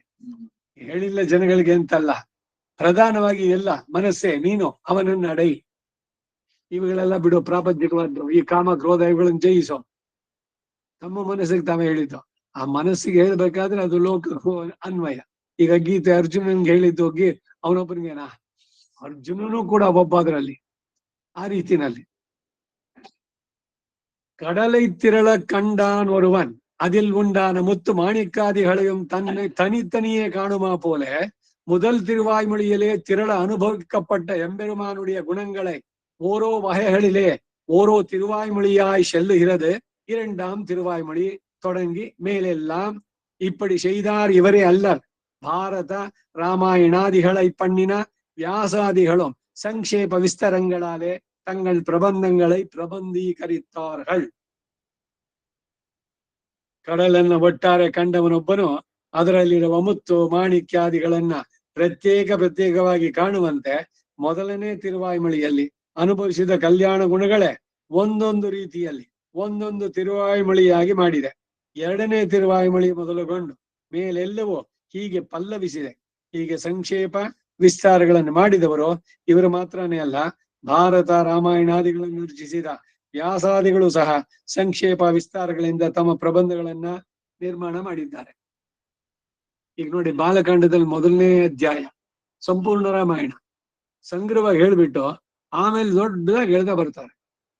ಇಲ್ಲೂ ಕೂಡ ಇವರು ಅದೇ ತರ ಮಾಡಿದ್ರು ಅಂತ ಸಂಗ್ರಹವಾಗಿ ಹೇಳ್ಬಿಟ್ಟು ಆಮೇಲೆ ದೊಡ್ಡದಾಗಿ ಒಂದೊಂದೇ ತಗೊಂಡು ಅವುಗಳನ್ನು ವಿವರವಾಗಿ ಹೇಳುವಂಥದ್ದು. ಅರ್ಥಪಂಚಕ ವಿವರಣಂ ತತ್ವತ್ರಯಂ ಪರಸ್ವರೂಪ ಅಖಿಲ ಹೇಯ ಪ್ರತ್ಯನೀಕತ್ವತ್ತಾലും ಕಲ್ಯಾಣೀಕದಾನತ್ವಾലും ಸ್ವೇತರ ಸಮಸ್ತ ವಸ್ತು ವಿಲಕ್ಷಣಮಾಯ್ ವಿಭುತ್ವಾತ್ ದೇಶತಃ ಪರಿಚ್ಛೇದರಹಿತಮಾಯ್ ನಿತ್ಯತ್ವಾತ್ ಕಾಲತಃ ಪರಿಚ್ಛೇದರಹಿತಮಾಯ್ ಸರ್ವಮುಂ ತನಕ ಪ್ರಕಾರಮಾಹ ತಾನ್ ಪ್ರಕಾರಿಯಾಯ್ ತನಕುರು ಪ್ರಕಾರ್ಯಂತರಮಿಲ್ಲಾಮೆಯಾಲೆ. ಅವನನ್ನು ಸೃಷ್ಟಿ ಮಾಡಿದ್ರು ಇನ್ನೊಬ್ಬ ಇಲ್ಲ, ಅವನಿಗೆ ಇನ್ನೊಬ್ಬ ಪ್ರಕಾರ ಇಲ್ಲ, ಅವನೆಲ್ಲವನ್ನು ಉಂಟು ಮಾಡ್ದ. ವಸ್ತು ಪರಿಚ್ಛೇದ ರಹಿತಮುಮಾಯ್ ಜ್ಞಾನ ಆನಂದಮಯಮಾಯ್ ಜ್ಞಾನ ಬಲ ಐಶ್ವರ್ಯ ಶೀಲಾದಿ ಅನಂತ ಕಲ್ಯಾಣ ಗುಣಗಣ ಮಹೋದಧಿಯಾಯ್ ಶ್ರೀಯಃಪತಿಯಾಯ್ ಸ್ವೇತರ സമസ്തത്തെയും വ്യാപിക്കും വിധത്തിൽ അപ്രാകൃതമായി ശുദ്ധസത്വമയമായി സ്വ അസാധാരണമായി പുഷ്പഹാസ സുകുമാരമായി പുണ്യഗന്ധാവാസിത അനന്ത ദിഗന്തരാളമായി സർവാപാശ്രയമായി ഇരുന്നുള്ള ദിവ്യ விக்கிரகம் போலே வியாபித்து தரித்து நியமித்து இப்படி சர்வ பிரகாரத்தாலும் ரட்சகமாய் கொண்டு ಶೇಷಿಯಾಯ್ இருக்கும். ಅದಕ್ಕೆ ಸೆಂಟೆನ್ಸ್, ದೊಡ್ಡ ಸೆಂಟೆನ್ಸ್ಗಳು. ಪರಸ್ವರೂಪವು ಅಖಿಲ ಹೇಯ ಪ್ರತಿನಿಕ, ಎಲ್ಲ ದೋಷಗಳಿಂದ ದೂರ ಆದವರು. ಕಲ್ಯಾಣ ಏಕತಾನ, ಎಲ್ಲ ಕಲ್ಯಾಣಗಳಿಗೆ ಒಂದೇ ತಾನ. ತಾನ ಅಂದ್ರೆ ಸ್ಥಾನ. ಎಲ್ಲ ಕಲ್ಯಾಣ ಗುಣಗಳಿಗೆ ಆ ಸ್ಥಾನ ಭಗವಂತ. ಏಕತಾನ ಅಂದ್ರೆ ಶ್ವೇತರ ವಸ್ತು. ಇನ್ನೊಂದು ಸಂಗೀತದ ಇದು ಬರುತ್ತಲ್ಲ, ಏಕತಾನ ಒಂದೇ ತಂತಿ, ಅಲ್ಲಿ ಬರುವಂತದ್ದು ತಾಳ ಇದ್ರಲ್ಲಿ ಬರೋ ಹಾಗೆ. ಸುಮ್ನೆ ಇದಕ್ಕೆ ಹೇಳಿದ್ದೇನೆ, ತಾನ ಅನ್ನೋದಕ್ಕೆ ಬಂದಿತ್ತು. ಒಂದೇ ತಂತಿ ಬಿಡಿಸೋದು, ಈ ತಂಬೂರಿ ಇದ್ರ ತರ ಇಟ್ಕೊಂಡು ವಚನ ಸಾಹಿತ್ಯ ಇವುಗಳೆಲ್ಲ ಹೇಳ್ಬೇಕಾದ್ರೆ ಈ ಹುಬ್ಬಳ್ಳಿ ಧಾರವಾಡ ಈ ಕಡೆನೆ ಹೊರದ್ನ, ಹೌದು ಒಂದೇ ಒಂದು ಅದರಲ್ಲೇನೆ ಮಾಡ್ತಾ ಮಾಡುವಂತ ಏಕತಾನ. ಇವನು ಕಲ್ಯಾಣ ಏಕತಾನ, ಶ್ವೇತರ ಸಮಸ್ತ ವಸ್ತು ವಿಲಕ್ಷಣವಾಗಿದೆ, ವಿಭುವಾಗಿ ದೇಶತಃ ಪರಿಚ್ಛೇದರತವಾಗಿದೆ. ವಿಭುವಾಗಿ ಅಂದ್ರೆ ಎಲ್ಲವನ್ನು ವ್ಯಾಪಿಸಿದ್ದಾನೆ, ಅದಕ್ಕಾಗಿ ಪರಿಚ್ಛೇದ ರಹಿತ. ಪರಿಚ್ಛೇದ ಅಂದ್ರೇನು? ಲಿಮಿಟ್ ಇಲ್ಲದವನು. ಈಗ ನಾನು ಈ ಶರೀರಕ್ಕೆ ಸೀಮಿತ, ನಾನು ಇನ್ನೆಲ್ಲೆಲ್ಲರೂ ಇರ್ಲಿಕ್ಕೆ ಸಾಧ್ಯ ಇಲ್ಲ. ಈ ರೀತಿಯ ಪರಿಚ್ಛೇದ ಅವನಿಗಿಲ್ಲ. ಅವನು ಸರ್ವಕಾಲ ಸರ್ವದೇಶ ಸರ್ವ ಅವಸ್ಥೆಗಳಲ್ಲೂ ಅವನು ಇರೋದಕ್ಕೆ ಸಾಧ್ಯ. ಅದಕ್ಕಾಗಿ ಪರಿಚ್ಛೇದ ರಹಿತವಾಗಿದೆ. ನಿತ್ಯವಾಗಿ ಕಾಲತಃ ಪರಿಚ್ಛೇದ ರಹಿತವಾಗಿದೆ. ಎಲ್ಲವನ್ನೂ ತನಗೆ ಪ್ರಕಾರವಾಗಿ ಹೊಂದಿರುವ ಅದು ಪ್ರಕಾರಿಯಾಗಿದೆ. ಅವನಿಗೆ ಇನ್ನೊಂದು ಪ್ರಕಾರ ಇಲ್ಲ, ಎಲ್ಲದಕ್ಕೂ ಬೇಸ್ ಅವನು, ಮೂಲ. ಅವನಿಗೆ ಇನ್ನೊಂದು ಆಧಾರ ಅಂತಿಲ್ಲ. ಅದಕ್ಕೆ ನಿಖಿಲ ಜಗದಾಧಾರ ಅವನಿಗೆ ಹೇಳುವಂತಹದ್ದು. ಅದಕ್ಕೆ ಮತ್ತೊಂದು ಪ್ರಕಾರ ಇಲ್ಲ. ವಸ್ತು ಪರಿಚ್ಛೇದ ರಹಿತವೋ, ಜ್ಞಾನ ಆನಂದಮಯವೋ, ಜ್ಞಾನ ಬಲ ಐಶ್ವರ್ಯ ಶೀಲಾದಿ ಅನಂತ ಕಲ್ಯಾಣ ಗುಣಗಣ ಮಹೋದಧಿಯೋ. ಮಹೋದಧಿ ಅಂದ್ರೆ ಸಮುದ್ರ, ಮಹಾಸಮುದ್ರಗಳು, ಬರೀ ಅರ್ಣವಲ್ಲ, ಮಹಾರ್ಣವ ಆಗಿ. ದಧಿ ಅಂದ್ರೆ ಮೊಸರು, ಹೌದು ಅದಿದೆ ಇಲ್ಲಿ. ಮಹೋದಧಿ, ಮಹೋದಧಿ ಅನ್ನೋದು ಮಹಾಸಮುದ್ರಕ್ಕೆ ದಧಿ ಪದಕ್ಕೆ ಬರುತ್ತೆ. ಈಗ ದಧಿ ಕ್ರಾವಿಣ್ಣು ಕಾರ್ಷಂ ಅಲ್ಲಿ ಹೇಳ್ಬೇಕಾದ್ರೆ ಇದೆಲ್ಲ ಬರುವಂತದ್ದು. ಆಗಿ ಶ್ರೀಯಃಪತಿಯಾಗಿ ತನಗಿಂತ ಬೇರೆ ಯಾವುದು ಎಲ್ಲವನ್ನು ವ್ಯಾಪಿಸಿದೆ, ಅವನಿಗಿಂತ ಬೇರೆ ಯಾವುದು ಎಲ್ಲವನ್ನು ವ್ಯಾಪಿಸಿದ್ದಾನೆ. ಇದು ಹೇಗೆ ಅಂದ್ರೆ ಅಪ್ರಾಕೃತವಾಗಿ, ಅಂದ್ರೆ ಪ್ರಕೃತಿಗೆ ಸಂಬಂಧಿಸಿದ್ದಲ್ಲ, ಶುದ್ಧ ಸತ್ವಮಯವಾಗಿ, ತನಗೆ ಅಸಾಧಾರಣವಾಗಿ, ಪುಷ್ಪಹಾಸ ಸುಕುಮಾರನಾಗಿ, ಪುಣ್ಯ ಗಂಧದಿಂದ ದಿಗಂತಗಳನ್ನೆಲ್ಲ ತುಂಬಿ ಎಲ್ಲಕ್ಕೂ ಆಶ್ರಯವಾಗಿರುವ ತನ್ನ ದಿವ್ಯ ಶರೀರವನ್ನು ಹೇಗೋ ಹಾಗೆ ವ್ಯಾಪಿಸಿ, ಹೀಗೆ ಎಲ್ಲವನ್ನು ಧರಿಸಿ ನೇಮಿಸಿ ಸರ್ವ ಪ್ರಕಾರದಿಂದಲೂ ರಕ್ಷಕವಾಗಿ ಇದ್ದುಕೊಂಡು ಶೇಷಿಯಾಗಿರುತ್ತೆ. ಇದು ಪರತತ್ವ, ಪರಬ್ರಹ್ಮನ ಬಗ್ಗೆ ಹೇಳೋದು. ಅವನು ಬರೀ ತನ್ನ ಶರೀರಕ್ಕೆ ಮಾತ್ರ ವ್ಯಾಪಿ ಅಲ್ಲ, ಅವನು ಸೃಷ್ಟಿಸಿದ ಉಭಯ ವಿಭೂತಿಗಳು ಎಲ್ಲದರಲ್ಲೂ ಅವನು ಇರಬಲ್ಲ. ಹೇಗೆ ಅಂದ್ರೆ ಯಥಾ ಪುಣ್ಯಗಂಧೋ ಭಾತಿ, ಪುಣ್ಯದ ಇದು ಈಗ ಸಂಪಿಗೆಯ ಪರಿಮಳ ಮರದಿಂದ ಹೋಗಿ ಅದ್ ಸುತ್ತೂ ಆ ಪ್ರದೇಶವನ್ನೆಲ್ಲ ವ್ಯಾಪಿಸಿದೆ. ಎಲ್ಲಿ ಹೋದ್ರು ಕೂಡ ಆ ಸ್ಮೆಲ್ ನೋಡಿ, ಇಲ್ಲೆಲ್ಲೋ ಸಂಪಿಗೆ ಮರ ಇರ್ಬೇಕು. ಯಥಾ ಪುಣ್ಯೋ ಗಂಧೋ ಭಾತಿ, ಇದು ವೇದದಲ್ಲಿ ಒಂದು ಮಾತು ಬರುತ್ತೆ, ಮಹಾನಾರಾಯಣದಲ್ಲಿ ಬರೆದಿದ್ದು. ಹಾಗೆ ನಮ್ಮ ಪಾಪ ಪುಣ್ಯಗಳು ನಮ್ಮನ್ನ ಆ ವಾಸನೆ ಇದು ಸಂಸ್ಕಾರಗಳು ಅದು ಹೋಗುತ್ತೆ ಅಂತಾರೆ. ಅದಕ್ಕೆ ಉದಾಹರಣೆ ಕೊಡೋದು ಇದು ಚಂದನಾದಿ ಪರಿಮಳ ಅಥವಾ ಸಂಪಿಗೆ ಹೂವಿನ ಪರಿಮಳ ಆಗಲಿ, ಈ ನಾಗದಾಳಿ ಸೊಪ್ಪು ಅದು ಎಲ್ಲೋ ಹೋಗಿದ ತಕ್ಷಣ ಹಿಂಗೆಗೋ ಸೊಪ್ಪಿಗ್ನು ಅದೇ. ಹೀಗೆ ಪುಣ್ಯಗಂಧದಿಂದ ದಿಗಂತಗಳನ್ನೆಲ್ಲ ತುಂಬಿ ಎಲ್ಲಕ್ಕೂ ಆಶ್ರಯಿಯಾಗಿರುವಂತಹ, ಎಲ್ಲಕ್ಕೂ ಆಶ್ರಯ ಅವನದಕ್ಕೇನೆ ಶುಭಾಶ್ರಯ, ಎಲ್ಲ ಶುಭಗಳಿಗೆ ಆಶ್ರಯನಾದವನು. ತನ್ನ ದಿವ್ಯ ಶರೀರವನ್ನು ಹೇಗೋ ಹಾಗೆ ಎಲ್ಲ ಕಡೆನೂ ವ್ಯಾಪಿಸಿದ್ದಾನೆ, ಅವುಗಳನ್ನೆಲ್ಲ ನೇಮಿಸ್ತಾನೆ. ಸರ್ವ ಪ್ರಕಾರದಲ್ಲೂ ಅವನು ರಕ್ಷಕ, ಜಗದ್ರಕ್ಷಕ. ಮತ್ತೆ ಶೇಷಿಯಾಗಿರುತ್ತೆ ಆ ಪರಬ್ರಹ್ಮ. ನಾವೆಲ್ಲರೂ ಶೇಷರು ಅವನಿಗೆ, ಅವನು ಶೇಷಿ, ಅವನು ಶರೀರಿ, ನಾವು ಅವನಿಗೆ ಶರೀರ. ನಾವು ಅಂದ್ರೆ ಇಲ್ಲಿ ಆತ್ಮಗಳು, ಆತ್ಮಗಳೆಲ್ಲ ಅವನಿಗೆ ಶರೀರ. ಇದು ಶರೀರ ಶರೀರಿ ಭಾವ. ಮುಂದಕ್ಕೆ ಪ್ರಕೃತಿ ಸ್ವರೂಪಂ, ಪ್ರಕೃತಿಯ ಸ್ವರೂಪ மகதாதி விகாரங்களை உடைத்தாய் நித்தியமாய் திரிகுணாத்மிகையாய் சுக்ல கிருஷ்ண ரக்த வர்ணையாய் அநேக பிரஜைகளுக்கு பிரஜனன பூதையாய் எம்பெருமானுக்கு சரீரத்தையா சேஷமாய் சேதனர் கர்மானுகுணமாக இச்சிக்க இந்த இச்சானுகுணமாக பகவத் சங்கல்பத்தாலே சதுர்விம்சதி தத்துவமாய் கொண்டு விகரிக்க கடவதாய் இப்படி எம்பெருமானுக்கு ಇಷ್ಟ ವಿನಿಯೋಗಾರ್ಹಮಾಯಿ ಇರುಕ್ಕುಂ. ಈಗ ತತ್ವಗಳ ಬಗ್ಗೆ ಹೇಳ್ತಾ ಇದ್ದಾರೆ. ಪ್ರಕೃತಿ, ಪ್ರಕೃತಿಯಿಂದ ಏನು? ಪಂಚಭೂತಗಳಿಂದ ಆಗಿದ್ದು, ತ್ರಿಗುಣಾತ್ಮಕವಾದದ್ದು.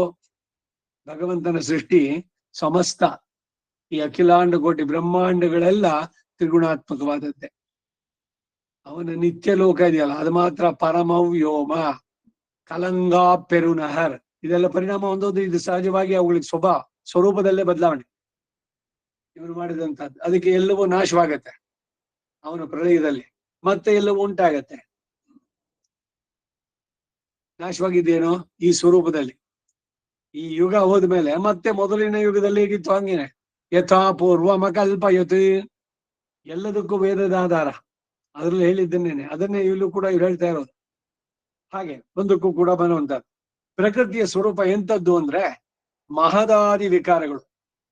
ಈಗ ಮೂಲ ಪ್ರಕೃತಿ, ಅದರಿಂದ ಮಹತ್ ಉಂಟಾಯ್ತು. ಆ ಮಹತ್ತು 3 ಭಾಗವಾಯ್ತು, ಸಾತ್ವಿಕ, ರಾಜಸ, ತಾಮಸ ಅಂತ. ಮಹತ್ತು ಅಹಂಕಾರ, ಅಹಂಕಾರದಲ್ಲಿ 3 ಭಾಗ. ಇದು 24 ದ್ರವ್ಯಗಳು ಬರ್ಬೇಕಾದ್ರೆ ಹೆಂಗ್ ಆಯ್ತು ಅಂತ ಹೇಳ್ತಾರೆ. ರಾಜಸ ಅಹಂಕಾರ, ತಾಮಸ ಅಹಂಕಾರ. ಈ ಅಹಂಕಾರ ಅನ್ನೋದು ನಾವು ಹೇಳೋ ಅಹಂಕಾರ ಅಲ್ಲ. ನೋಡು ಅವನ್ಗೆ ಎಷ್ಟು ಅಹಂಕಾರ, ಆ ಪದ ಅಲ್ಲ ಇಲ್ಲಿ.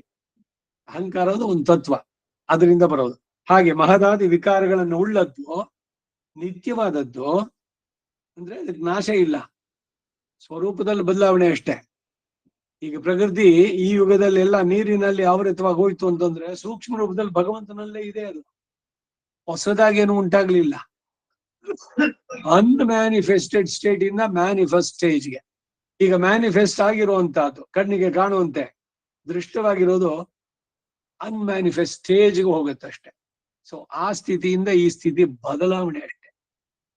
ಇಟ್ ಇಸ್ ನಾಟ್ ಪೂರ್ಣವಾಗಿ ಹೋಗಿದ್ದು ಅಂತಿಲ್ಲ. ಅದು ನಿತ್ಯವಾದದ್ದು ಅಂದ್ರೆ ಇದು ಶಾಶ್ವತವಾದದ್ದು. ಸತ್ವ ರಜಸ್ತಮೋ ಗಣಗಳಿಂದ ಕೂಡಿದ್ದು, ಅನೇಕ ಪ್ರಜೆಗಳಿಗೆ ಶರೀರವಾಗಿ ಪರಿಣಮಿಸುತ್ತೆ. ಈ ಪ್ರಕೃತಿನೇನೆ ಪಂಚಭೂತಾತ್ಮಕವಾದದ್ದು ಶರೀರ. ಇದರಲ್ಲಿ ರುದ್ರ, ಮಾಂಸ, ಮಜ್ಜೆ, ಅಸ್ಥಿ ಎಲ್ಲ ಇರೋದೆಲ್ಲ, ಇವೆಲ್ಲ ಸೇರಿ ಆಗ್ಬೇಕಾದ್ರೆ ಎಲ್ಲ ಪ್ರಕೃತಿಯ ತತ್ವದಿಂದ ಆಗಿದ್ದು. ಪಂಚಭೂತಗಳ ಪಂಚೀಕರಣ ಅಥವಾ ತ್ರಿವೃತ್ಕರಣ ಅಂತ ಉಪನಿಷತ್ತುಗಳು ಚೆನ್ನಾಗಿ ಕೊಂಡಾಡ್ತಾ ಇದ್ದ. ಎಲ್ಲ ಉಪನಿಷತ್ತಲ್ಲಿ ಬರುತ್ತಿದ್ದಲ್ಲ. ಹೇಗೆ ಉಂಟಾಯ್ತು ಶರೀರ ಅನ್ನೋದು, ಹೇಗೆ ಉಂಟಾಯ್ತು? ಈಗ ವಿಜ್ಞಾನ ಮುಂದುವರೆದಿದೆ. ವಿಜ್ಞಾನ ಅಂದ್ರೆ ಮಾಡರ್ನ್ ಸೈನ್ಸ್. ಈ ಶರೀರದಲ್ಲಿ ಎಷ್ಟು ಅಂಶ ನೀರಿದೆ, ಯಾವ ಮಿನರಲ್ಸ್ ಇದೆ, ಏನೇನಿದೆ, ಎಲ್ಲದನ್ನು ಸೇರಿಸ್ಬಿಟ್ಟು ಒಂದು ಶರೀರ ಸಿದ್ಧ ಮಾಡಿ ನೋಡೋಣ. ಕೆನ್ ಹ್ಯೂಮನ್ ಬೀಯಿಂಗ್ ಅವನ್ ಸೈನ್ಸ್ ಅಡ್ವಾನ್ಸ್ಮೆಂಟ್ ಅಲ್ಲಿ ಒಂದೊಂದು ಶರೀರವನ್ನ ಕ್ರಿಯೇಟ್ ಮಾಡೋಕ್ ಸಾಧ್ಯನಾ? ಕಂಪ್ಯೂಟರ್ ನಲ್ಲಿ ಮಾಡಬಹುದು, ರೋಬೋಟ್ಸ್ ಗಳನ್ನ ಮಾಡಬಹುದು, ಅವೆಲ್ಲ ಎಲ್ಲ ಕೆಲಸಗಳನ್ನ ನಡೆಯುತ್ತೆ ಅಂತ ಇದೆಲ್ಲ ಮಾಡೋದು. ಆದ್ರೆ ಮನುಷ್ಯನನ್ನ ಸೃಷ್ಟಿ ಮಾಡಿದಕ್ಕೆ ಸಾಧ್ಯನಾ? ಇವನಂತೆ ರಕ್ತ, ಚರ್ಮ, ಮೂಳೆ ಎಲ್ಲ ಇರಬೇಕು. ಇದು ವಿಜ್ಞಾನ ಎಷ್ಟೇ ಮುಂದುವರೆದು ಕೂಡ ಆಗೋಲ್ಲ. ಯಾಕೆಂದ್ರೆ ಇದನ್ನ ಮಾಡೋದು ಭಗವಂತ. ಸೃಷ್ಟಿಯ ಈ ಕ್ರಮ ಇದೆಯಲ್ಲ ಅದು. ಇದು ಹೇಗೆ ಅಂದ್ರೆ, ಈಗ ಕಮಲ ತಾವರೆ ಹೂವು ಅರಳುತ್ತೆ ಸೂರ್ಯನ ಪ್ರಖರವಾದ ಬಿಸಿಲಿನಿಂದ. ಸೊ ಬಿಸಿಲು ಎಷ್ಟಿರ್ಬೇಕು ಬೆಳಗ್ಗೆ ಅದು ಅರಳಬೇಕಾದ್ರೆ ಅಷ್ಟೇ ಪರ್ಸೆಂಟೇಜ್ ಆಫ್ ಇದು ಲೈಟು, ಹೀಟು ಎಲ್ಲದ್ರ ಜೊತೆಗೆ ಒಂದು ತಾವರೆ ಹುಳ್ಳನ್ನ ಅರಳಿಸಿ ನೀವು ನೋಡೋಣ. ಆರ್ಟಿಫಿಷಿಯಲ್ ಆಗಿ same amount of heat and light, brightness ಎಲ್ಲಾನು ಇಟ್ಕೊಂಡು ತಾವರೆ ಇದನ್ನ ಹೂವನ್ನ ಅರಳಿಸ್ಬೇಕು. ಸಾಧ್ಯ ಇಲ್ಲ. ಸೂರ್ಯನಿಂದ ಮಾತ್ರ ಅರಳುವಂತದ್ದೇ ಹೊರತು ಈ ಆರ್ಟಿಫಿಷಿಯಲ್ ಇದರಿಂದ ಅದು ಆಗೋಲ್ಲ. ಅಂದ್ರೆ ಎಲ್ಲವೂ ಭಗವಂತನಿಂದ ಮಾಡೋದು. It is unique. ಅದು ಬೇರೆಯವರು ಕಾಪಿ ಇದು ಮಾಡ್ಲಿಕ್ಕೆ ಆಗೋಲ್ಲ. ಅದನ್ನ ಬೇಗ ಯಾಕೆ ಭಗವಂತ ಆಗ್ಬೇಕು? ನಾವೇ ಶರೀರವನ್ನು ಸೃಷ್ಟಿ ಮಾಡ್ತೀವಿ.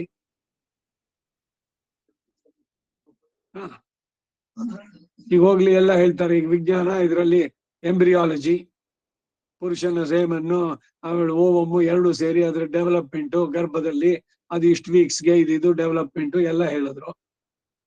ಆಗಿದ್ದನ್ನ ಇದನ್ನ ನೋಡ್ ಮಾಡಿದ್ದು. ನೀವೊಂದು ಸೃಷ್ಟಿ ಮಾಡಿ ನೋಡೋಣ. ಈಗೇನು ಲ್ಯಾಬೊರೇಟರಿನಲ್ಲಿ ಇನ್ವಿಟ್ರೋ ಫರ್ಟಿಲೈಸೇಷನ್, ಶರೀರದ ಹೊರಗಡೆ ಇವುಗಳ ಸಂಯೋಗ, ಸ್ಪರ್ಮು ಇದರದನ್ನ ಮಾಡಿ ಅದನ್ನ ಸರೋಗೇಟಿವ್ ಮದರ್ಸ್ ಅಂತ, ಯಾರ್ದೋ ಗರ್ಭಾಶಯದಲ್ಲಿ ಅದನ್ನ ಪ್ಲಾಂಟ್ ಮಾಡೋದು. ಇದು ಮಾಡಿದ ತಕ್ಷಣ ಅದು ಸಕ್ಸಸ್ ಆಗುತ್ತೆ ಅನ್ನೋದು 100% ಖಾತ್ರಿನು. ಇಲ್ಲೂ ಕೂಡ ಭಗವಂತನ ಸಂಕಲ್ಪ ಇಲ್ದಿದ್ರೆ ಅದು ಆಗೋದಿಲ್ಲ, ಸಾಧ್ಯ ಇಲ್ಲ. ಅಂದ್ರೆ ಮನುಷ್ಯ ಸುಮ್ನೆ ಬರೀ ಈ ಮಾಡರ್ನ್ ಸೈನ್ಸ್ ಇಂದ ಎಲ್ಲವನ್ನು ಮಾಡ್ತೀನಿ, ಕ್ರಿಯೇಟ್ ಮಾಡ್ತೀನಿ ಅಂದ್ರೆ ಏನೋ. Creator is different. ಅವನ ಸಂಕಲ್ಪ ಇಲ್ಲದೆ ಯಾವುದು ಕ್ರಿಯೇಟ್ ಆಗೋಲ್ಲ. ಇದಕ್ಕೇನೆ ಇದನ್ನ ಬಹಳ ಸ್ಪಷ್ಟವಾಗಿ ತಿಳಿದ್ರೆ ಪುರುಷ ಸ್ತ್ರೀಯರು ಸೇರಿದಾಗಲೆಲ್ಲ ಮಕ್ಕಳು ಆಗೋಲ್ಲ. ಇದನ್ನು ಸರಿಯಾಗಿ ಅರ್ಥ ಮಾಡಿಕೊಳ್ಬೇಕು. ಶರೀರವನ್ನು ಉಂಟು ಮಾಡುವನು ಭಗವಂತ. ಆ ಶರೀರದಲ್ಲಿ ಆ ಆತ್ಮವನ್ನು ಮುಂದಕ್ಕೆ ಅನೇನ ಜೀವೇನ ಅನುಪ್ರವಿಶ್ಯ ನಾಮರೂಪೇ ವ್ಯಾಕರವಾಣಿ, ಗಂಡೋ ಹೆಣ್ಣೋ ಎಲ್ಲವನ್ನು ನಿರ್ಧರಿಸೋನವನು. ಇವರು ಬರೀ ನೋಡಿ ಹೇಳ್ಬೋದು. ಈಗ ಸುನಾಮಿ ಬರ್ತಾ ಇದೆ, ತಡೆ ನಿಲ್ಸಿ ಅಂತ ನೋಡೋಣ. ಟಾರ್ನೆಡೋ ಇದೆ, ಭೂಕಂಪ ಆಗತ್ತೆ. Can you control it? ಅಗ್ನಿ ಪರ್ವತ ಉಕ್ಕೇರಿ ಬರುತ್ತೆ, ಯಾವಾಗ್ಲೂ ಅದು ಬಂತು, ಅದನ್ನ ಬಿಡಿಸಿ ನೋಡೋಣ, ಸಾಧ್ಯವೋ? ಇದು ಒಂದೊಂದರಲ್ಲೂ ಹೇಳುವಂತ.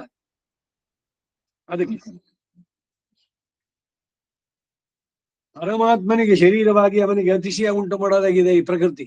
ಅಂದ್ರೆ ಪೂರ್ಣವಾಗಿರುವುದು ಭೋಗ್ಯಕ್ಕಾಗಿ. ಚೇತನರ ಕರ್ಮಾನುಗುಣವಾಗಿ ಇಚ್ಛಿಸಲು ಈ ಇಚ್ಛಾನುಗುಣವಾಗಿ ಭಗವತ್ ಸಂಕಲ್ಪದಿಂದ 24 ತತ್ವ ಆಗಿ ವಿಕಾಸ ಹೊಂದಿ ಪರಮಾತ್ಮನು ತನ್ನ ಇಚ್ಛೆಯಂತೆ ಉಪಯೋಗಿಸಲು ತಕ್ಕದ್ದಾಗಿದೆ. ನೋಡಿ, ಶರೀರ 24 ತತ್ವಗಳಿಂದ ಆದದ್ದು. 25ನೇ ತತ್ವ ಜೀವಾತ್ಮ, 26 ಪರಮಾತ್ಮ. ಮುಂದಕ್ಕೆ ಆತ್ಮಸ್ವರೂಪ, ಪ್ರಗತಿಯ ಸ್ವರೂಪ ಆಯ್ತು. ಆತ್ಮಸ್ವರೂಪ ಅಣುಪರಿಮಾಣಮಾಯಿ, ತೇಜೋದ್ರವ್ಯಮಾಯಿ, ಜ್ಞಾತವಾಯಿ, ಜ್ಞಾನ ಆನಂದ ಗುಣಕಮಾಯಿ, ನಿತ್ಯಮಾಹೆಯಾಲೆ കാലപരിച്ഛേദരഹിതമായി, ജ്ഞാനദ്രവ്യമാഹയാലെ വസ്തുപരിച്ഛേദരഹിതമായി, അപൃഥക് സിദ്ധ അർഹ പൃഥക് നിർദ്ദേശ അനർഹ അനന്യാർഹ ശേഷമുമായി പരശേഷതൈക രസമുമായി அத்தியந்த பரதந்திரமுமாய் இருக்கும் எம்பெருமானுக்கு இத்தை உள்ளபடி அறிவாரில் தலைவರಾಯಿತು ಇவர். ಈಗ 3 ತತ್ವಗಳು, ಒಂದು ಪ್ರಕೃತಿ, ಇನ್ನೊಂದು ಆತ್ಮ, ಇನ್ನೊಂದು ಜೀವಾತ್ಮ. ಆ ಆತ್ಮದ ಸ್ವರೂಪ ಇಲ್ಲಿ. ಆತ್ಮ ಸ್ವರೂಪ ಅಣುಪರಿಮಾಣವಾಗಿ, ತೇಜೋದ್ರವ್ಯವಾಗಿ, ಜ್ಞಾತವಾಗಿ, ಜ್ಞಾನಂದ ಗುಣಗನಾಗಿ, ನಿತ್ಯವಾದ್ದರಿಂದ ಕಾಲ ಪರಿಚ್ಛೇದರಹಿತನಾಗಿ, ಜ್ಞಾನ ದ್ರವ್ಯವಾದ್ರಿಂದ ವಸ್ತು ಪರಿಚ್ಛೇದರಹಿತನಾಗಿ, ಅವನಿಂದ ಬೇರ್ಪಡಿಸಿ ಹೇಳಲು ತಕ್ಕದಲ್ಲವಾಗಿ, ಅವನಿಗೇ ಶೇಷಭೂತನಾಗಿ, ಪರಮಾತ್ಮನ ಶೇಷತ್ವದಲ್ಲಿ ಆನಂದ ಹೊಂದಿ ಅವನಿಗೆ ಅತ್ಯಂತ ಪರತಂತ್ರವಾಗಿದೆ. ಇದನ್ನೆಲ್ಲ ಯಥಾರ್ಥವಾಗಿ ತಿಳಿದವರಲ್ಲಿ ಇವರು ಅಗ್ರೇಸರಾದವರು. ನಮ್ಮಾಳ್ವ പരസ്വരൂപമായി ശ്രീമാൻ ആന നാരായണനേ പരതത്വം.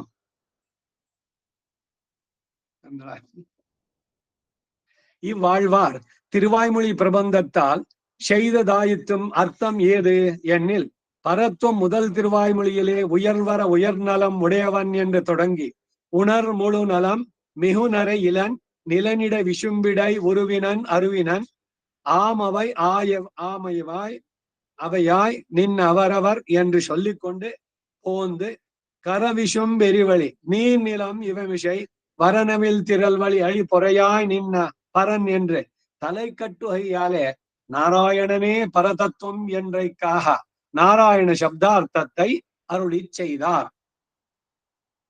ಈಗ ಪ್ರಕೃತಿಯ ಸ್ವರೂಪ ಆಯ್ತು, ಆತ್ಮದ ಸ್ವರೂಪವನ್ನು ಹೇಳಿದ್ದಾಯ್ತು.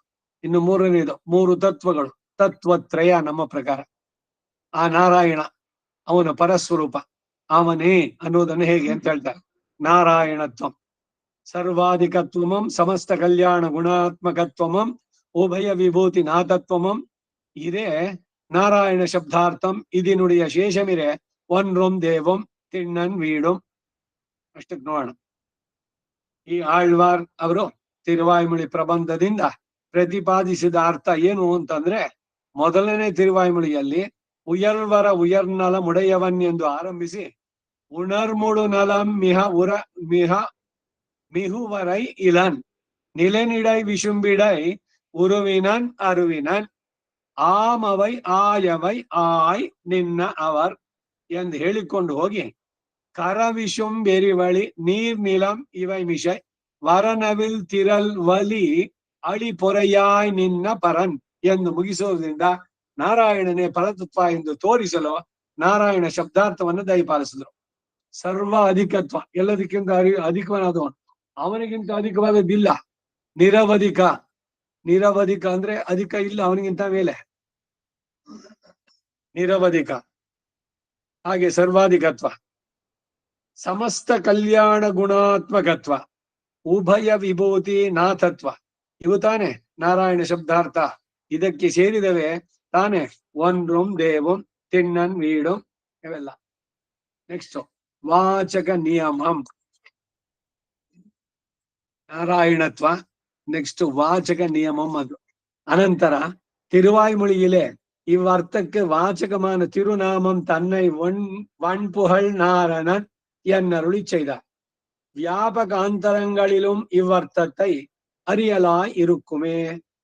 அங்கனன்னிக்கே இதுவே வாச்சகம் என்று தன் திருவுள்ளத்திலே அறுதியிட்ட ஆகாரம் தோத்த செல்வநாரணன் திருநாரணன் நாரணன் முழு வேள் உலகுக்கும் நாதன் காராயின காள நன்மேனியினன் நாராயணன் திண்ணம் நாரணம் என்று ஆதரித்து கொண்டு போந்து வாழ்புகழ் நாரணன் என்று வழிப்போக்கில் வார்த்தையும் இதுவேயாய் தலை கட்டுகையாலே இதுவே ವಾಚಕಂ ಎನ್கிற ನಿರ್ಬಂಧத்தை ಅರುಳಿ செய்தார். ಅನಂತರದಲ್ಲಿ ಈ ತಿರುವಾಯ್ಮೊಳಿಯಲ್ಲಿ ಈ ಅರ್ಥಕ್ಕೆ ವಾಚಕವಾದಂತಹ ದಿವ್ಯ ನಾಮವನ್ನೇ ವಣ್ಪುಹಳ್ ನಾರಣನ್ ಎಂದು ದಯಪಾಲಿಸಿದ್ರು. ಈಗ ಮೂರು ತತ್ವಗಳು ಅಂತ ಆಯ್ತು, ಪ್ರಕೃತಿ, ಆತ್ಮ, ನಾರಾಯಣ. ಆ ನಾರಾಯಣನನ್ನು ಹೇಳುವಂತ ಮಾತುಗಳು ವಾಚಕ. ನಾರಾಯಣ ವಾಚಕವಾದದ್ದೇನು ಅನ್ನೋದನ್ನ ಹೇಳ್ತಾ ಇದ್ದಾರೆ. ವ್ಯಾಪಕವಾದ ಇತರ ದಿವ್ಯ ನಾಮಗಳಲ್ಲಿಯೂ ಈ ಅರ್ಥವನ್ನು ತಿಳಿಯಬಹುದಲ್ವೇ ಅಂತಂದ್ರೆ ಹಾಗಲ್ಲ ಎಂದು, ಇದೇ ಅವನ ವಾಚಕ ಎಂದು ತನ್ನ ಅಂತಃಕರಣ ನಿಶ್ಚಯಿಸಿದ ಆಕಾರ ತೋರುವಂತೆ ಶೆಲ್ವನಾರಣನ್ ತಿರುನಾರಣನ್ ನಾರಣನ್ ಮುಳು ವೇಳುಲಹಕ್ಕುಂ ನಾದನ್ ಕಾರಾಯಿನ ಗಾಳ ನನ್ಮೇಯಿನನ್ ನಾರಾಯಣನ್ ತಿಣ್ಣಂ ನಾರಣಂ ಎಂದು ಆದರದಿಂದ ಹೇಳುತ್ತಾ வாழ்புகழ் ನಾರಣನ್ ಎಂದು ಅರ್ಚಿರಾದಿ ಮಾರ್ಗದಲ್ಲಿ ಹೋಗುವಾಗಲೂ ಇದೇ ನಾಮ ಹೇಳಿ ಮುಗಿಸೋದ್ರಿಂದ ಇದೇ ವಾಚಕವು ಎಂದು ತಮ್ಮ ನಿರ್ಧಾರವನ್ನ ತಿಳಿಸಿದ್ರು. ತನುತ್ಯಾಗೆ ನಾರಾಯಣ, ವಿಷ್ಣುವಿನ 12 ನಾಮಗಳು ಬರುತ್ತೆ. ಹೆಸರು ಇಲ್ಲ. ಕಾಡಿನಲ್ಲಿ ಹೋಗ್ತಿದ್ದಾಗ ಏನ್ ಹೇಳ್ಬೇಕು? ನರಸಿಂಹನನ್ನ, ನೀರಿನಲ್ಲಿದ್ದಾಗ ಜಲೆ ರಕ್ಷತ ವಾರಹ ಸ್ಥಲೆ ರಕ್ಷತ ವಾಮನ ಅಟವ್ಯಾಂ ನಾರಸಿಂಹಶ್ಚ ಸರ್ವತಃ ಪಾತುಕೇಶವ ಎಲ್ಲ ಐತಲ್ಲ. ತನುತ್ಯಾಗೆ ನಾರಾಯಣ. ಈಗ ಶರೀರ ಬಿಟ್ಟಾಗ ಅಲ್ಲಿ ಓಂ ಶಾಂತಿ ಅದು ಇದು ಏನೇನು ಹೇಳ್ಬಾರ್ದು, ನಾರಾಯಣ ಅನ್ನೋ ಶಬ್ದನ ಹೇಳ್ಬೇಕು. ಯಾರೋ ಹೋದ್ರು ಅಂತ ಸುದ್ದಿ ನಿಮ್ಗೆ, ಯಾರೋ ಫೋನ್ ಹೇಳಿ ನಾರಾಯಣ ಅನ್ಬೇಕು, ಅಯ್ಯೋ, ಅಥವಾ ಅವ್ರ ಆತ್ಮಕ್ಕೆ ಶಾಂತಿ ಸಿಗ್ಲಿ, ಮೌನಾಚರಣೆ, ಇದೆಲ್ಲ ತನುತ್ಯಾಗೆ ಅಥವಾ ಸುದ್ದಿ ಕೇಳಿದಾಗ ನಾರಾಯಣ ಅನ್ಬೇಕು. ನಾರಾಯಣ ನೆನೆಸ್ಕೊಳ್ತಾರೆ. ಶರೀರ ಎತ್ತಬೇಕಾದ್ರೂ ಅಷ್ಟೇ, ಶವವನ್ನ ಎತ್ತಬೇಕಾದ್ರೆ ನಾರಾಯಣ ನಾರಾಯಣ ಅಂತ ತಿಳ್ಕೊಂಡೇನೆ ಎತ್ತು ಅಂತ. ನಾರಾಯಣ ಪದಕ್ಕೆ ಏನು ದೋಷ ಇಲ್ವಾ ಅಂದ್ರೆ ಖಂಡಿತ ಇಲ್ಲ, ಅಲ್ಲಿ ಇದ್ ಮಾಡುವಂತದ್ದೇ. ಈಗ ಶವವನ್ನು ತಗೊಂಡು ಹೋಗ್ಬೇಕಾರೆ ವಿಷ್ಣು ಸಹಸ್ರನಾಮ ಜೊತೆನೆಲ್ಲ ಹಾಕ್ಬೋದು. ಶರೀರದಿಂದ ಅದು ಹೊರಟಿದ್ರು ಕೂಡ ಅದು ಸುತ್ತಲೇ ಇರುತ್ತೆ, ಆ ಆತ್ಮ ಎಲ್ಲ ತಿಳಿಯುತ್ತೆ, ವಿವೇಕ ಇದೆಲ್ಲ ಈ ನಡೆಸುವಂತ ಕ್ರಿಯೆಗಳು ಪ್ರತಿಯೊಂದು ಕೂಡ ಇದಕ್ಕೆಲ್ಲ ಆಧಾರಗಳು ಎಲ್ಲ ಜೊತೆಗೆ. ನೀನು ಓದ್ತಾ ಇದ್ದೆ, ಯಾರೋ ಒಬ್ಬ ಪ್ರಾಣ ಬಿಟ್ಟಿದ್ದಾನೆ, 2 ಗಂಟೆ ಆದ್ಮೇಲೆ ಈ ಸಾಯಿಬಾಬಾ ಅವನಿಗೆ ಮತ್ತೆ ವಾಪಸ್ ಪ್ರಾಣ ಬಂದಿದೆ. ಅವನು ಯಾರೊಬ್ಬ ಫಾರಿನರ್, ಅವನು ಹೇಳ್ತಾನೆ ಅಲ್ಲಿ ಎಕ್ಸ್ಪೀರಿಯನ್ಸ್, ಅವನ ಹೆಂಡತಿಗಳಿದಾನೆ ಎಲ್ಲ ಬರೆದಿಟ್ಟಿದ್ದಾರೆ. ಅದ್ರಲ್ಲಿ ಏನು ಅಂದ್ರೆ, ನನ್ನನ್ನ ಹೀಗಾಯ್ತು, ನನ್ನ ಪ್ರಾಣ ಇಲ್ಲಿ ಹೋಯ್ತು ಅಂತ ಅಂದ್ಮೇಲೆ ಆಮೇಲೆ ಏನು ಅಂದ್ರೆ ಕರ್ಕೊಂಡೋದ್ರು ಅಲ್ಲಿ ಒಂದು ವಿಚಾರಣೆಗೆ. ನೋಡಿ, ಫಾರಿನರ್ ಅವನಿಗೆ ಇಲ್ಲಿ ಹೋಗಿ ಎಲ್ಲ ವಿಚಾರಣೆ ಎಲ್ಲ ಮಾಡ್ಬೇಕಾದ್ರೆ ತೆಗೆದ್ರೆ ಏನು ಅಂದ್ರೆ ಹಿಂದಿನ ಜನ್ಮಗಳದೆಲ್ಲ ಹೇಳ್ತಾರೆ. ಅವ್ನು ಬೇಕಾದಷ್ಟು ಡನ್ ಅಚೀವ್ಮೆಂಟ್ಸ್, ಸಮಾಜ ಸೇವೆ ಬೇಕಾದಷ್ಟು ಮಾಡಿದ್ದಾನೆ, ಅವನಿಗೆ ಗೊತ್ತಿಲ್ಲ ಅದೆಲ್ಲ. ಅವ್ನು ಹೇಳ್ತಾನೆ ಇದೆಲ್ಲ ಹಿಂದಿನ ಜನ್ಮದಲ್ಲಿ ನಾನ್ ಮಾಡಿದ್ದೆ ಅಂತ ಅವ್ರು ಹೇಳ್ತಾ ಇದ್ರು, ನನ್ಗೆ ಯಾವ್ದು ನೆನಪಿಲ್ಲ. ಆದ್ರೆ ಅವರೆಲ್ಲ ಹೇಳಿದ್ರು. ಅದೆಲ್ಲ ಆದ್ಮೇಲೆ ಈ ಪಕ್ಕದಲ್ಲಿ ಸಾಯಿಬಾಬಾ ಬಂದ್ಬಿಟ್ಟು ಅವನ್ ಮಾತಾಡದ್ನಂತೆ ಯಮನ ಹತ್ರ. ನೋಡು, ಅವನ್ ಕೆಲಸ ಈ ಶರೀರದಲ್ಲಿ ಇನ್ನೂ ಮುಗ್ದಿಲ್ಲ ಕೆಲಸ, ಅವನ್ ನೀನ್ ನನ್ ಜೊತೆ ಕಳ್ಸ್ಕೊಡು ಅಂದಂತೆ. ಅವ್ನು ಒಪ್ಕೊಂಡಂತೆ. ಆಮೇಲೆ 2 ಗಂಟೆ ಆದ್ಮೇಲೆ ಇವನ್ ಶರೀರದಲ್ಲಿ ಮತ್ತೆ ಪ್ರಾಣ ಸಂಚಾರ. ಆಮೇಲೆ ಈ ಟೆಲ್ಸ್ ಅಬೌಟ್ ದಿ ಎಕ್ಸ್ಪೀರಿಯನ್ಸ್. ಇದು ಯಾವ್ದೋ ಸಾಯಿಬಾಬನ ಒಂದ್ ಕತೆ ಅಲ್ಲ. ಈ ನಿಮ್ಯಾನ್ಸ್ ನಲ್ಲಿ ಒಬ್ರು ಚಂದ್ರಶೇಖರ್ ಅಂತ ನ್ಯೂರಾಲಜಿಸ್ಟ್, ಇದು ಸೈಕಿಯಾಕ್ ಇದ್ರಲ್ಲಿ, ಅವ್ರು ಬಹಳಷ್ಟೆಲ್ಲ ಇದ್ರ ಬಗ್ಗೆ, ಶರೀರ ಬಿಟ್ಟ ಮೇಲೆ ಅದರಿಂದ ವಾಪಸ್ ಬಂದವರು, ಅವ್ರ ಬಗ್ಗೆ ಎಲ್ಲದನ್ನು ಇದ್ ಮಾಡಿದ್ದಾರೆ, ದಾಖಲಿಸಿದ್ದಾರೆ ಎಲ್ಲ. ಸೊ ಹೊರಟ ಮೇಲೆ ಶರೀರ ಇಲ್ಲಿಂದ ಇದಾದ್ಮೇಲೆ ಏನೇನಾಗುತ್ತೆ, ಅಲ್ಲಿ ಹೋದವ್ರಿಗೆ ವಾಪಸ್ ಬರೋಕ್ ಇಷ್ಟ ಇಲ್ವಂತೆ. ಯಾಕೆಂದ್ರೆ ಅಷ್ಟು ಪ್ಲೆಸೆಂಟ್ ಆಗಿತ್ತು, ಅದು ಸಂತೋಷವಾಗಿತ್ತು. ಆದ್ರೆ ನನ್ಗೆ ಈ ಸಾಯಿಬಾಬಾ ಹೇಳಿದ್ರು, ನಿನ್ ಕೆಲಸ ಇನ್ನೂ ಮುಗಿದಿಲ್ಲ ಇಲ್ಲಿ, ಅದನ್ನ ಮುಗಿಸ್ಬಿಟ್ಟು ನೀನ್ ಆಮೇಲೆ ಬರ್ತೀಯಂತೆ ಅಂತ ಅಂದ್ಬಿಟ್ಟು ಅಂತ. ಹೀಗೆ ಒಬ್ಬೊಬ್ರದ್ದು ಕೂಡ ಆಶ್ಚರ್ಯ ಪಡ್ಬೇಕಾಗಿಲ್ಲ. ಈ ತರ ಎಕ್ಸ್ಪೀರಿಯನ್ಸಸ್, ಸಾವು, ಅದನ್ನ ಇದು ಮಾಡಿ ಮತ್ತೆ ಮತ್ತೆ ಭೂಮಿಗೆ ಬಂದವನು, ಅವನ ಅನುಭವಗಳು ಇವೆಲ್ಲ.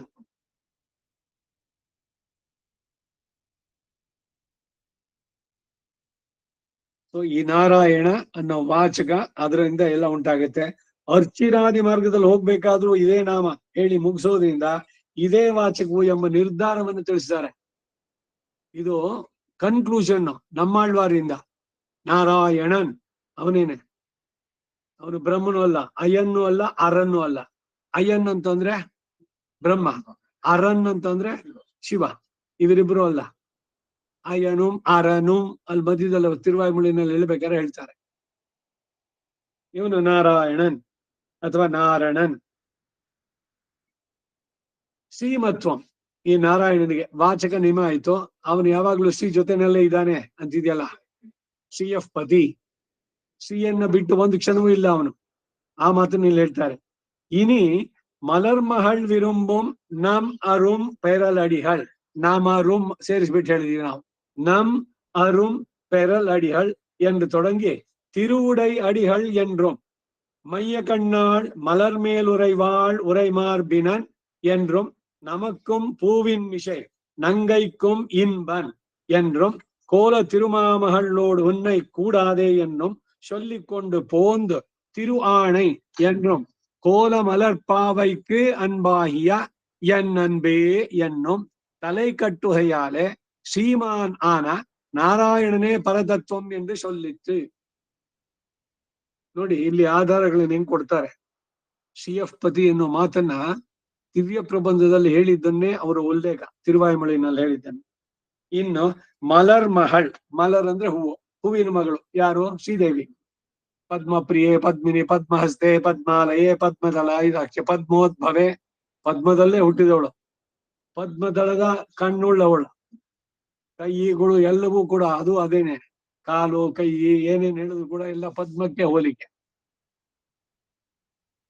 ಅವಳು ಪದ್ಮಾಸನ ಸ್ಥಿತೆ ಆ ಮಲರ್ ಮಹಳ್ ವಿರುಂಬಂ ಅವಳು ಬಯಸುವಂತ ನಮ್ ಅರುಂ ಪೇರಲ್ ಅಡಿಹಳ್ ಎಂದು ಪ್ರಾರಂಭಿಸಿ ತಿರುವುಡೈ ಅಡಿಹಳ್ ಎಂದು மைய கண்ணாள் மலர் மேலுரை வாளுரை மார்பினன் ಎಂದು நமக்கும் பூவின் மிசை நங்கைக்கும் இன்பன் ಎಂದು ಕೋಲ ತಿರುಮಾಮಗಳೋಡು ಉನ್ನೈ ಕೂಡಾದೆ ಎಂದು ಹೇಳಿಕೊಂಡು ಹೋಗಿ ತಿರುವಾಣೈ ಎಂದು ಕೋಲಮಲರ್ ಪಾವೈக்கு ಅನ್ಬಾಹಿಯ ಎನ್ ಅನ್ಬೆ ಅನ್ಬು ಅಂದ್ರೆ ಪ್ರೀತಿ ಎನ್ ಅನ್ಬೇ ಎಂದು ಮುಗಿಸೋದ್ರಿಂದ ಲಕ್ಷ್ಮೀ ವಿಶಿಷ್ಟನಾದ ನಾರಾಯಣನೇ ಪರತತ್ವ ಅಂತ ಇಲ್ಲಿ ಹೇಳಲಾಯಿತು ಅಂತಾರೆ. ரகசியார்த்தம் ஆழ்வார் அடியாக இத்தால் நம் ஆச்சாரியர்கள் ரகசியத்தில் பதத்வயத்தாலும் அருளி செய்து கொண்டு போறோம் அர்த்தக்குப்படி அர்த்தத்துக்கு அடி இவ்வாழ்வார் ஆயிரக்கும் என்றதாಯಿತು.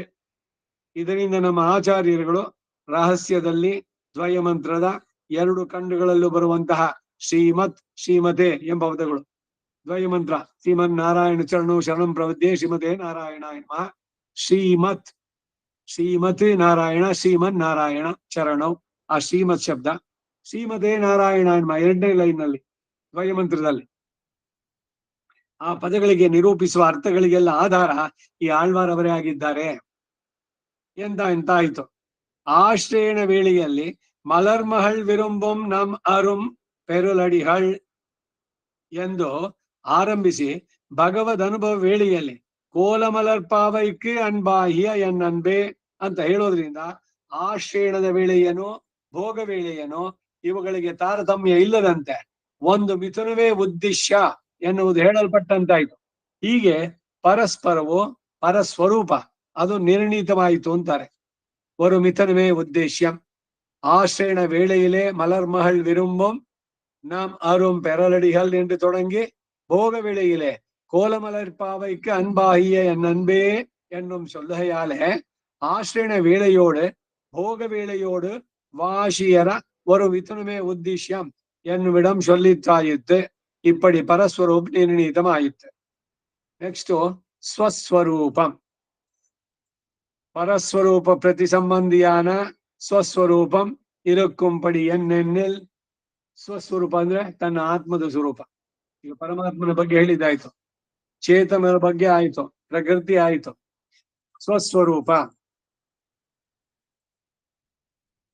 பரஸ்வரூப பிரதி சம்பந்தியான ஸ்வஸ்வரூபம் இருக்கும்படி என்னில் உடன்மிசை உயிரின கரந்தெங்கும் பறந்து என்று ಶರೀರ ಆತ್ಮ ಅಭಾವத்தை தாம் அனுசந்தித்து பிறர்க்கு உபதேசிக்கிற விடத்திலே ஓம்முயிர் வீடுடையானிடை என்று அந்த ஷரீராத்ம பாவம் தன்னையே உபதேசித்து இந்த ஷரீராத்ம பாவத்தால் பலிக்கிறது அனன்யார்க சேஷத்துவம் என்னும் இடத்தை தனக்கேயாக என்னை கொள்ளுமீதே என்றும் அடியேனுள்ளான் உடலுள்ளான் என்னும் சொல்லி இது தச்சேஷத்துவ அளவிலே ಶೇಷತ್ವತ್ತಳವಿಲೆ நிற்பதொன்னல்ல ததிய சேஷத்துவ பரியந்தமானால் ஆயிற்று. தச்சேஷத்துவ சித்தி என்னும் இடத்தை பயிலும் சுடரொளி நெடுமார் கடிமையிலே பறக்க அருளி செய்து அடியார்கள் குலாங்களை உடன் கூடுவது என்று கொலோ என்று பிரார்த்தித்தபடியே அடியோடு இருந்தமை என்று தலை கட்டுகையாலே பாகவத சேஷத்துவ பரியந்தமான பகவத் சேஷத்துவமே ಸ್ವರೂಪಂ என்னுமிடம் சொல்லிற்று. ಇದು ಸ್ವಸ್ವರೂಪಂ. ಇದರಿಂದ ಪರಸ್ವರೂಪಕ್ಕೆ ಸಂಬಂಧಿಸಿದ ಜೀವಾತ್ಮ ಸ್ವರೂಪ ಇರುವ ರೀತಿ ಏನು ಅಂತಂದ್ರೆ ಉಡನ್ಮಿಶೈ ಉಯಿರೇನ ಕರಂದೆಂಗುಂ ಪರಂದು ಎಂದು ಶರೀರದಲ್ಲಿ ಜೀವಾತ್ಮನು ವ್ಯಾಪಿಸಿರುವಂತೆ ಮರೆಯಾಗಿದ್ದು ಅದಕ್ಕೆ ಪಾಲುಳ್ಳೆ ಇರ್ಕ ನೈ ಪೋಲೆ ಅಂತಾರೆ. ತುಪ್ಪ ಎಲ್ಲಿದೆ ಹಾಲಿನಲ್ಲಿ? ಮೇಲ್ಗಡೆ ಮಾತ್ರ ಇರುತ್ತಾ, ಇಲ್ಲ ಕೆಳಗಡೆ ಇದೆಯಾ, ಇಲ್ಲ ಮಧ್ಯದಲ್ಲ? ಎಲ್ಲವನ್ನು ವ್ಯಾಪಿಸಿದೆ. ಹಾಗೆ ಈ ಆತ್ಮ ಶರೀರವನ್ನು ಎಲ್ಲವನ್ನು ವ್ಯಾಪಿಸಿದೆ. ವ್ಯಾಪನೆ ಹೇಗೆ? ಅದ್ ಹೆಂಗ್ ಹೇಳ್ತೀರಿ ಅಂತಂದ್ರೆ ತಲೆ ಕೂದ ಹೇಳಿದ್ರು ಅವನಿಗೆ ನೋವು ಗೊತ್ತಾಗುತ್ತೆ, ಕಾಲಿಗೆ ಮುಳ್ಳು ಚುಚ್ಚಿದ್ರು ಗೊತ್ತಾಗುತ್ತೆ. ಹಾಗಾದ್ರೆ ತಲೆನಲ್ಲಿ ಇದ್ದ, ತಲೆ ಕೂದ ಹೇಳಿದಾಗ ಕಾಲು ಹೇಳಿದಾಗ ಅಲ್ಲಿಗೆ ಬಂದ. ವ್ಯಾಪಿ ಶರೀರ, ಅವನ ಶರೀರಿಗೆ ಆಯಾಯ ಶರೀರದಲ್ಲಿ ಪೂರ್ಣವಾದ ವ್ಯಾಪಿ, ಆದರೆ ಸರ್ವ ಶರೀರಕ್ಕಿಲ್ಲ. ಇದೇ ವ್ಯತ್ಯಾಸ, ನಮಗೂ ಭಗವಂತನಿಗೂ ವ್ಯತ್ಯಾಸ. ಇವನಿಗೂ ಆ ವ್ಯಾಪಿತ್ವ ಇದೆ. ಅವನ ಶರೀರದಲ್ಲಿ ಅವನಿರಬಲ್ಲ. ಬಟ್ ನಿಮ್ ಶರೀರದಲ್ಲಿ ಏನಾಗುತ್ತೆ ನಂಗೆ ಗೊತ್ತಾಗಲ್ಲ. ನನ್ನ ಶರೀರದಲ್ಲಿ ಏನಾದ್ರೂ ನನಗೆ ಗೊತ್ತಾಗತ್ತೆ. ಆದ್ರೆ ಭಗವಂತ ಅಂತಃ ಪ್ರವಿಷ್ಟ ಹಸ್ತಾ ಜನಾನ ಸರ್ವಾತ್ಮ, ಎಲ್ಲರ ಶರೀರದಲ್ಲಿದ್ದು ಎಲ್ಲರಲ್ಲೂ ಕೂಡ ಸರ್ವಂ ಈಕ್ಷತ, ಎಲ್ಲವನ್ನೂ ನೋಡ್ತಾನೆ. ಸರ್ವಸ್ಯ ಸಾಕ್ಷಿ, ಸರ್ವಸ್ಯ ಈಶಾನಃ. ಅವನಿಗೆ ತಿಳಿಯದಂತೆ ಯಾರು ಏನ್ ಕೆಲಸನೂ ಮಾಡೋಕ್ಕಾಗಲ್ಲ. ಕಾಯ ವಾಚ ಮನಸ ತ್ರಿಕರಣಗಳಲ್ಲಿ ಯಾವುದೇ ಕಾರಣಗಳಿಂದ ಭಗವಂತನಿಗೆ ಗೊತ್ತಾಗದೆ ನೀವೇನಾದ್ರು ಒಂದು ಕೆಲಸ ಮಾಡಿ ನೋಡ.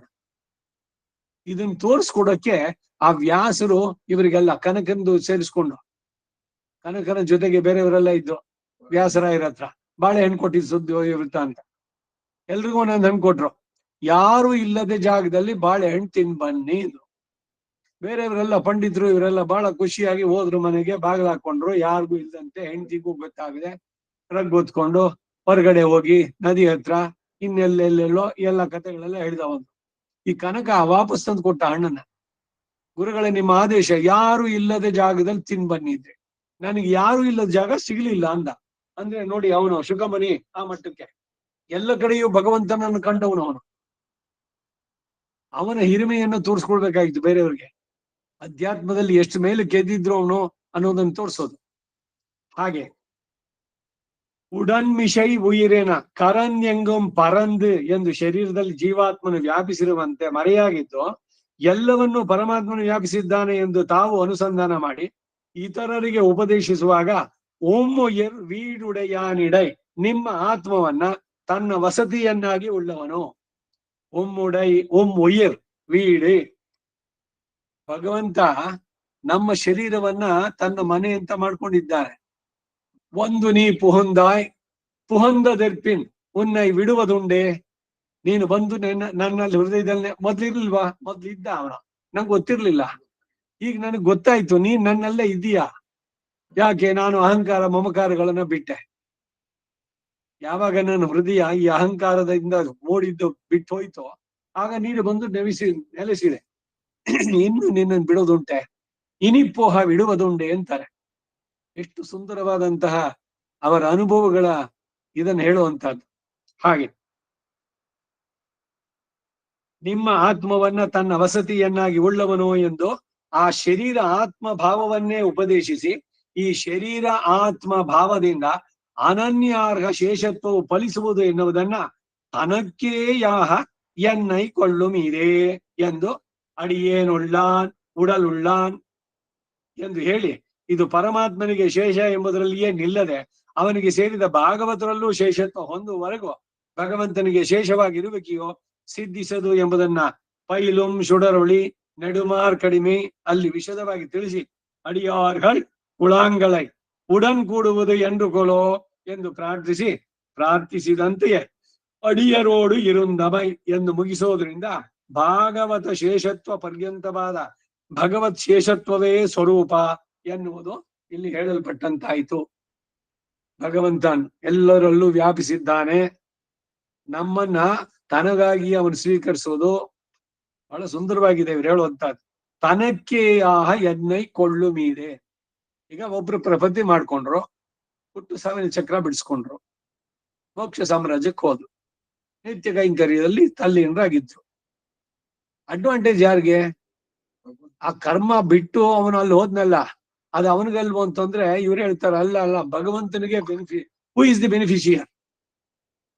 ಇದರಿಂದ ಉಪಕೃತನಾದವನು ಯಾರು ಅಂದ್ರೆ ಭಗವಂತನ ಎಂತಾನೆ. ನನಗೆ ಸೇರಿದ ವಸ್ತು ದಾರಿ ತಪ್ಪಿ ಎಲ್ಲೋ ಹೊಟ್ಟೋಗಿತ್ತು ಎಷ್ಟೋ ಕೋಟಿ ಜನ್ಮಗಳಿಂದ, ಈಗ ಬಂದಿಯಲ್ಲ ನೀನು, ನನಗೆ ಭಾಗ್ಯ ಅಂತಾನಂತೆ. ಅದಕ್ಕೆ ಇವ್ರು ಹೇಳುದು ಅದು ನಮ್ಮದು ವಿಧಿವಾಹ ಅಂತಾರೆ ಇನ್ನೊಂದ್ ಕಡೆ. ಈ ಅರ್ಥಗಳು ಎಷ್ಟು ಸುಂದರವಾಗಿದೆ ಅಂತ. It is our birth right. ಮೋಕ್ಷವನ್ನು ಪಡೆಯೋದು ನಮಗೆ ವಿಧಿ, ಅದು ನಮ್ಮದು ವಿಧಿವಾಹ ಏನ್ ಬೇಕಾರೆ. ಸೊ ಭಕ್ತನಾಗಿ ಅವನಲ್ಲಿ ಶರಣಾಗಿ ಕರ್ಮಗಳ ಇದನ್ನೆಲ್ಲ ಪೂರ ಬಿಡಿಸ್ಕೊಂಡು ವೈಕುಂಠಕ್ಕೆ ಹೋಗಿ ನಿತ್ಯ ಕೈಂಕರ್ಯದಲ್ಲಿ ಇದ್ರು ಕೂಡ ಇವನಿಗಿಂತ ಅವನೇ ಬೆನಿಫಿಷಿಯರಿ ಅಂತ ಹೇಳುವಂತ ಮಾತು. ಅಡಿಯರೋಡು ಇರಂದಮೈ ಅಂತ ಹೇಳುವಂತದ್ದು. ಇನ್ನು ಸ್ವಸ್ವರೂಪ ಆಯ್ತು.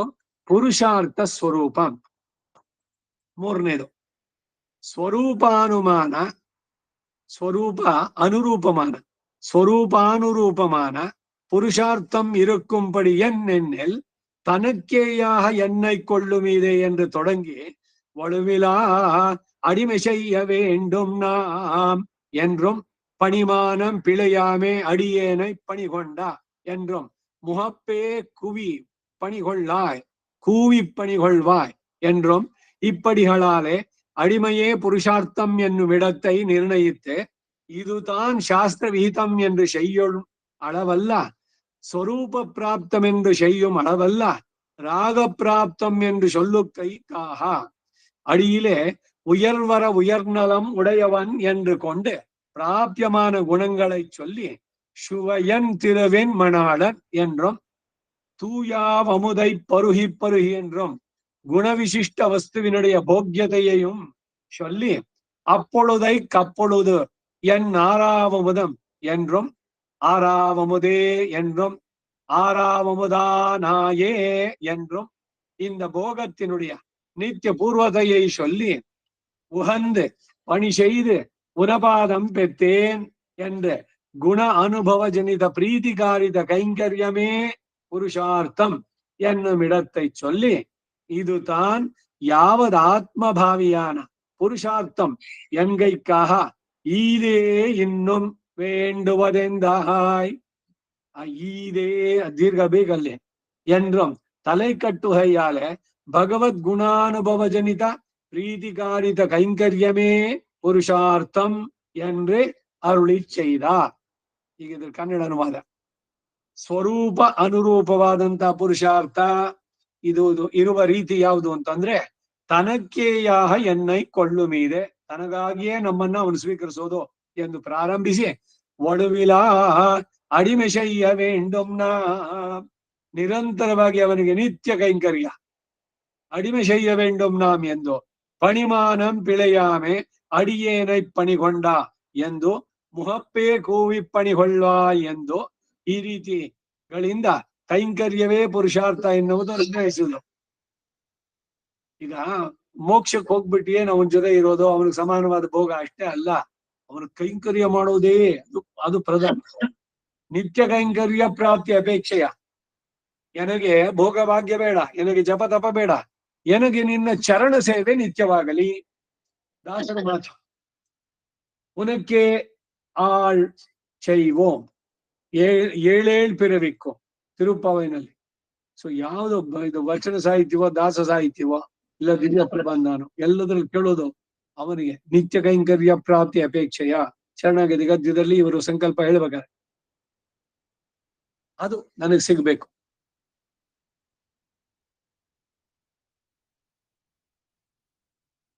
ಮುಹಪ್ಪೆ ಕೂವಿಪ್ಪಣಿಗೊಳ್ಳ ಎಂದು ಈ ರೀತಿಗಳಿಂದ ಕೈಂಕರ್ಯವೇ ಪುರುಷಾರ್ಥ ಎನ್ನುವುದನ್ನ ನಿರ್ಣಯಿಸಿದರು. ಇದು ಶಾಸ್ತ್ರವೀತ ಎಂದು ಮಾಡುವುದಷ್ಟೇ ಅಲ್ಲ, ಸ್ವರೂಪ ಪ್ರಾಪ್ತವಾದದ್ದು ಎಂದು ಮಾಡುವುದಷ್ಟೇನೂ ಅಲ್ಲ, ಆದರೆ ಕೈಂಕರ್ಯ ಮಾಡಬೇಕೆಂಬ ಹಿರಿಯ ಆಸೆಯಿಂದ ಪ್ರಾಪ್ತವಾದದ್ದು.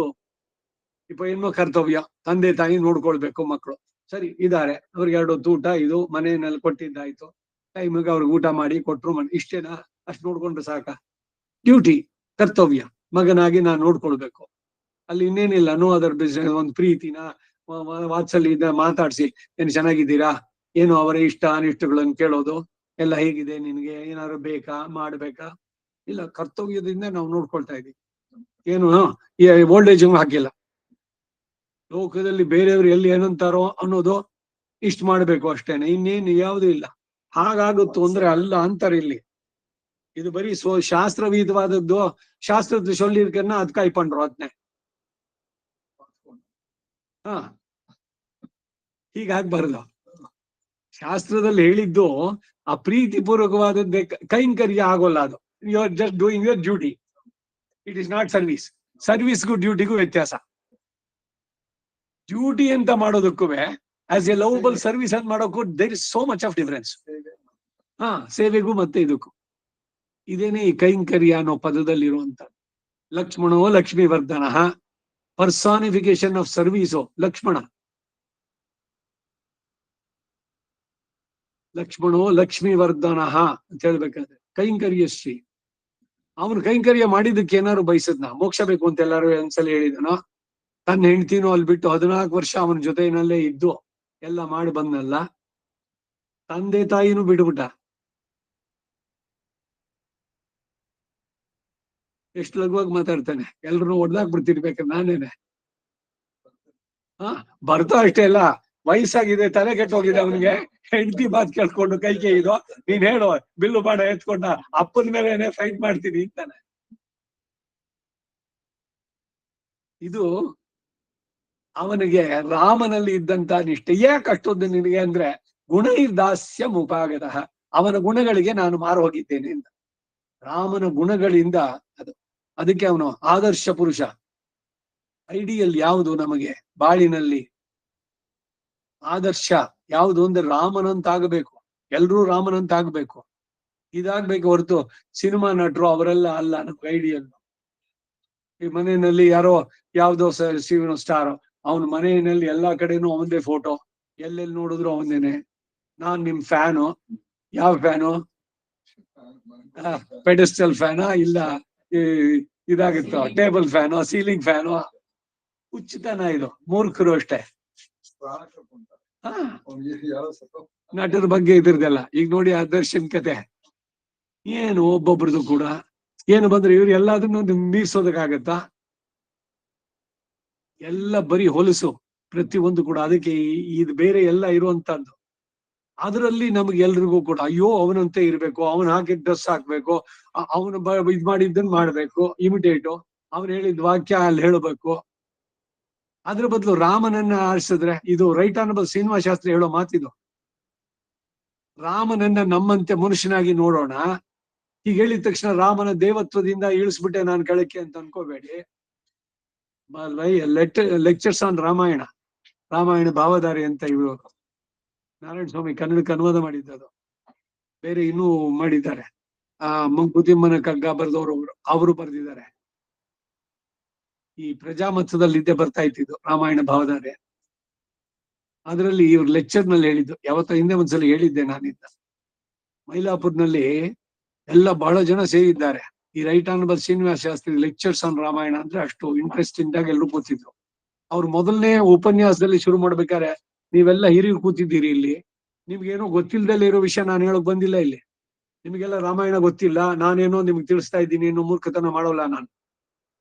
ಆದ್ರೆ ನಿಮ್ಮೊಡನೆ ಒಂದು ಸಹಚಿಂತನೆ. ಅದ್ರಲ್ಲಿ ಏನು ಅಂದ್ರೆ, ಇವತ್ತು ರಾಮನನ್ನ ನಾವು ಮನುಷ್ಯನನ್ನಾಗಿ ನೋಡೋಣ. ಈಗ ಹೇಳಿದ ತಕ್ಷಣ ನೀವೆಲ್ಲ ಅಯ್ಯೋ ಏನಿದು, ಅವನು ದೇವ, ನಮಗೆ ಅವನನ್ನು ನೀವು ಮನುಷ್ಯನ ಕೆಳಗೆ ಇಳಿಸೋದೆ ಅಂತಂದ್ರೆ ಅಲ್ಲ. ನೋಡುವ ದೃಷ್ಟಿ ನೋಡಿ. ಹೀಗೆ ರಾಮ ನಮ್ಮಂತೆಯೇ ಒಬ್ಬ ಮನುಷ್ಯ, ನಮ್ಮಂತೆಯೇ ಕಷ್ಟವನ್ನ ಅನುಭವಿಸಿದ. ಸೀತೆ ಹೋದಾಗ ವೈದೇಹಿ ಏನಾದಳು ಅತ್ತ ಕೋಪ ಬಂತವನಿಗೆ, ಆ ಎಕ್ಸ್ಪ್ರೆಷನ್ಸ್ ಎಲ್ಲ ಇದೆ. ಸೌಮಿತ್ರಿ ಜೊತೆನೆಲ್ಲ ಹೇಳಿದ್ವು ಎಲ್ಲ. ಇಲ್ಲಿ ಮುಖ್ಯವಾಗಿ ಗಮನಿಸಬೇಕಾದದ್ದೇನು ಅಂದ್ರೆ, ಬಾಳಿನಲ್ಲಿ ಸಮಸ್ಯೆಗಳು ನಮಗೆ ಬಂದಂತೆ ರಾಮನಿಗೂ ಬಂತು. ಆದ್ರೆ ಪ್ರತಿ ಸಲಿನೂ ರಾಮ ಆ ಸಮಸ್ಯೆಯನ್ನ ಹೇಗೆ ಪರಿಹರಿಸಿಕೊಂಡ, ಇದನ್ನ ನೀವು ಗಮನ ಇಟ್ಟು ಆ ಕಡೆನಲ್ಲಿ ನಿಮ್ಮ ಬಾಳಿನಲ್ಲಿ ಸಮಸ್ಯೆ ಬಂದಾಗ ರಾಮನಂತೆ ನೀವು ಸಮಸ್ಯೆಯನ್ನು ಪರಿಹಾರ ಮಾಡ್ಕೊಂಡ್ರೆ ನೀವು ರಾಮನಾಗ್ಬಿಡ್ಬೋದು ಅಂತಾರೆ ಪ್ರತಿಯೊಬ್ರು ಕೂಡ. ಈ ರಾಮಾಯಣ ಓದಿದ್ವಿ ಅಥವಾ ಕೇಳಿದ್ವಿ, ಕೆನ್ನೆ ತಟ್ಕೊಂಡು ನನಗೆ ಪುಣ್ಯ ಸಿಕ್ತು, ಪಾರಾಯಣ, ಕೇಟೋ, ಆಚಿ, ಶ್ರವಣ, ಇದಲ್ಲ. ಅದನ್ನ ನಮ್ಮ ಜೀವನದಲ್ಲಿ ಅಳವಡಿಸೋದಕ್ಕೆ ಹೇಗೆ ಆ ಅನ್ವಯ ಇಲ್ಲೂ ಕೂಡ ಆಗ್ಬೋದು. ನಮ್ಮ ಆಳ್ವಾರ್ ಹೇಳಿರುವಂತದ್ರಲ್ಲಿ ಲೌಕಿಕವಾದಂತ ರೀತಿ ನೀತಿಗಳನ್ನು ಹೇಳ್ತಾರೆ.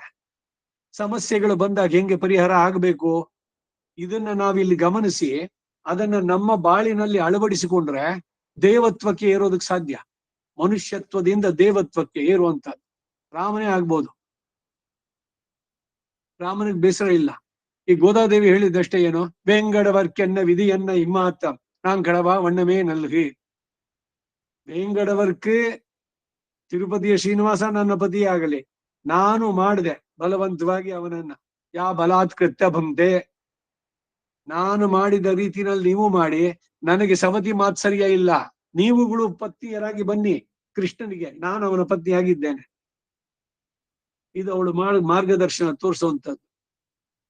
ಹಾಗೆ ತೋರಿಸಿದ್ದು ಈ ಆಳ್ವಾರ್ದು ಕೂಡ ಅದೇನೆ, ಆ ರೀತಿನಲ್ಲೇನೆ ಮನುಷ್ಯತ್ವದಿಂದ ದೇವತ್ವಕ್ಕೆ ಏರುವಂತದ್ದು ಎಲ್ಲವೂ ಕೂಡ ಬಹಳ ಸುಂದರವಾಗಿ ಹೇಳುವಂತದ್ದು.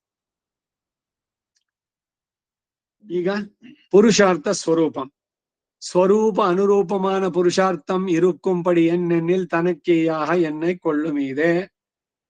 ಇದು ಓದಿದ್ದಾಯ್ತಲ್ಲ ಕನ್ನಡದ ಅನುವಾದ. ಸ್ವರೂಪಾನುರೂಪವಾದಂತಹ ಪುರುಷಾರ್ಥ ಇರುವ ರೀತಿ ಯಾವುದು ಅಂದ್ರೆ, ತನಕ್ಕೆಯಾಹ ಎನ್ನೈ ಕೊಳ್ಳು ಮೀದೆ ಎಂದು ಆರಂಭಿಸಿ ಒಳುವಿಲ ಅಡಿಮೆ ಶಯ್ಯವೆಂಡುಮ್ನ ಇರೋಷ್ಟು ದಿವಸ ಅವನ ಸೇವೆ ಮಾಡ್ಬೇಕು ಕಡೆ ಉಸಿರಿರೋ ತನಕ ಎಂದು ಪಣಿಮಾನಂ ಪಿಳಿಯಾಮೆ ಅಡಿಯೇನೈ ಪಣಿಗೊಂಡ ಎಂದು ಮುಹಪ್ಪೆ ಕೂವಿ ಪಣಿಗೊಳ್ಳ ಎಂದು ಈ ರೀತಿಗಳಿಂದ ಕೈಂಕರ್ಯವೇ ಪುರುಷಾರ್ಥ ಎನ್ನುವುದನ್ನ ನಿರ್ಣಯಿಸಿದ್ರು. ಇದು ಶಾಸ್ತ್ರ ವೀತ ಅಂತ ಮಾಡೋದಷ್ಟೇ ಅಲ್ಲ, ಇಲ್ಲಿ ಹೇಳ್ತಾ ಇದ್ವಿ ನಾವು ಸ್ವರೂಪ ಪ್ರಾಪ್ತವಾದದ್ದು ಅಂತ ಮಾಡೋದು ಅಲ್ಲ, ಆದರೆ ಕೈಂಕರ್ಯ ಮಾಡಬೇಕೆಂಬ ಹಿರಿಯ ಆಸೆಯಿಂದ ಪ್ರಾಪ್ತವಾದದ್ದು ಅಂತ ಹೇಳೋದಕ್ಕಾಗಿ ಪ್ರಾರಂಭದಲ್ಲಿ ಉಯರ್ನಲ ಉಡಯವನ್ ಎಂದುಕೊಂಡು ಪ್ರಾಪ್ಯವಾದ ಗಣಗಳನ್ನ ಹೇಳಿ, ಗುಣಗಳು ಗಣ ಅಲ್ಲ ನೋಡಿ, ಅವನೊಂದು ತಪ್ಪು. ಮುದ್ರಾ ರಾಕ್ಷಸ ಗಣ ಅಂದ್ರೆ ರಾಕ್ಷಸ ಗಣ, ದೇವಗಣ, ಮನುಷ್ಯ ಗಣ, ಶಿವನ ಗಣ.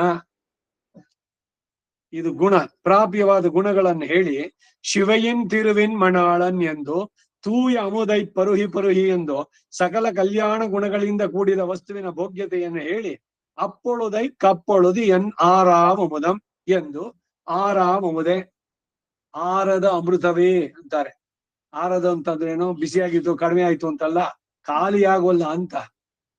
ಅಕ್ಷಯ ನಕ್ಷರತೀತಿ ಅಕ್ಷಯ, ಅದು ಅಕ್ಷರ ಅವ್ಯಯ, ಎಷ್ಟೇ ಕೊಟ್ರು ಕೂಡ ಖಾಲಿ ಆಗೋಲ್ಲ. ಅಕ್ಷಯ ಪಾತ್ರೆ, ಈಗ ಇವಳು ಸೂರ್ಯ ದ್ರೌಪದಿ ಕೊಟ್ಟಿದ್ದು ಅಕ್ಷಯ ಪಾತ್ರೆ ಏನು, 100 ಜನ ಅಲ್ಲ 1000 ಜನ ಬರ್ಲಿ, ಅಷ್ಟು ಜನಕ್ಕೂ ಅಲ್ಲಿ ಆಹಾರ ಸಿಗುತ್ತೆ. ಆದ್ರೆ ಅವಳು ಊಟ ಆದ್ಮೇಲೆ ಮುಗೀತು. ಹಾಗೆ ಇವನು ಆರಾಮವುದೆ ಅಮೃತ ಎಂದು ಈ ಅನುಭವ ನಿತ್ಯವೂ ಹೊಸದಾಗಿರುವುದು ಎನ್ನುವುದನ್ನ ಹೇಳಿ ಉಹಂದ ಪಣಿಷೆ ಇದೆ ಉನಪಾದಂ ಪೆತ್ತೇನ್. ಉಹಂದೆ ಅಂದ್ರೆ ಏನು, ಸಂತೋಷಿಸಿ ಅಂತ. ಉಯಿಂದು ಪೋನೇನೆ ಅಂತಂದ್ರೆ ಉದ್ಧಾರವಾದೆ ಅಂತ. ಪದಗಳು ಒಂದೊಂದನ್ನೂ ಗಮನ ಇಟ್ಕೊಳ್ಬೇಕು. ತಮಿಳ್ ಪದಗಳು, ಈ ರಮಾ ಶ್ರೀನಿವಾಸನ್ ಒಂದು ಪುಸ್ತಕ ಹಾಕಿದ್ದು ಚಿಕ್ಕದಾಗಿ, ತಮಿಳು ಪದಗಳಿಗೆ ಅರ್ಥ ಸಾಮಾನ್ಯವಾಗಿ ಮತ್ತೆ ಮತ್ತೆ ಬರುವಂತ ಪದಗಳಿಗೆ ಅದನ್ನ ಅರ್ಥವನ್ನ ಹೇಳಿದ್ದು ಎಲ್ಲ, ಇವೆಲ್ಲ ಇಟ್ಕೊಂಡ್ರೆ ಚೆನ್ನಾಗಿರುತ್ತೆ. ಅದು ಪುನಪಾದಂ ಪೆತ್ತೆ ಎಂದು ಗುಣ ಅನುಭವದಿಂದ ಉಂಟಾದ ಪ್ರೀತಿಯಿಂದ ಮಾಡಿದ ಕೈಂಕರ್ಯವೇ ಪುರುಷಾರ್ಥವು ಎನ್ನುವುದನ್ನು ಹೇಳಿದ್ದಾರೆ. ಇದೇ ಯಾವದಾತ್ಮ ಭಾವಿಯಾದ ಪುರುಷಾರ್ಥ ಎನ್ನುವುದಕ್ಕಾಗಿ ಇದೇ ಇನ್ನು ಬೇಂಡುವದೆಂದ ಎಂದು ಮುಗಿಸೋದ್ರಿಂದ ಭಗವದ್ ಗುಣಾನುಭವ ಜನಿತ ಪ್ರೀತಿಕಾರಿತ ಕೈಂಕರ್ಯವೇ ಪುರುಷಾರ್ಥ ಅಂತ ದಯಪಾಲಿಸಿದ್ರು. ಅಲ್ಲಿಗೆ ನಿಲ್ಸಿರೋಣ. ನಮ್ಮ ಆಳ್ವ ತಿರುವಡಿಗಳೇ ಶರಣಂ. ಕವಿತಾರ್ಕಿಕ ಸಿಂಹಾಯ ಕಲ್ಯಾಣ ಗುಣಶಾಲಿನೇ ಶ್ರೀಮತೆ ವೆಂಕಟೇಶಾಯ ವೇದಾಂತ ಗುರವೇ ನಮಃ. ವಾದಿದ್ವಿಪ ಶಿರೋಭಂಗ ಪಂಚಾನ್ನ ಪರಾಕ್ರಮ ಶ್ರೀಮಾನ್ ವೆಂಕಟನಾಥಾರ್ಯಶ್ಚಿರಂ ವಿಜಯತಾಂಬವಿ. ಶ್ರೀಮತೆ ನಿಗಮಾಂತ ಮಹಾದೇಶಿಕಾಯ ನಮಃ. ತಿರುಕ್ಕುರುಹೈ ಪಿರಾಹನ್ ಪಿಳ್ಳಾನ್ ಸ್ವಾಮಿನೇ ನಮಃ. ಆಚಾರ್ಯ ಪರಂಪರೆ ಎಲ್ಲರಿಗೂ ನಮಸ್ಕಾರ.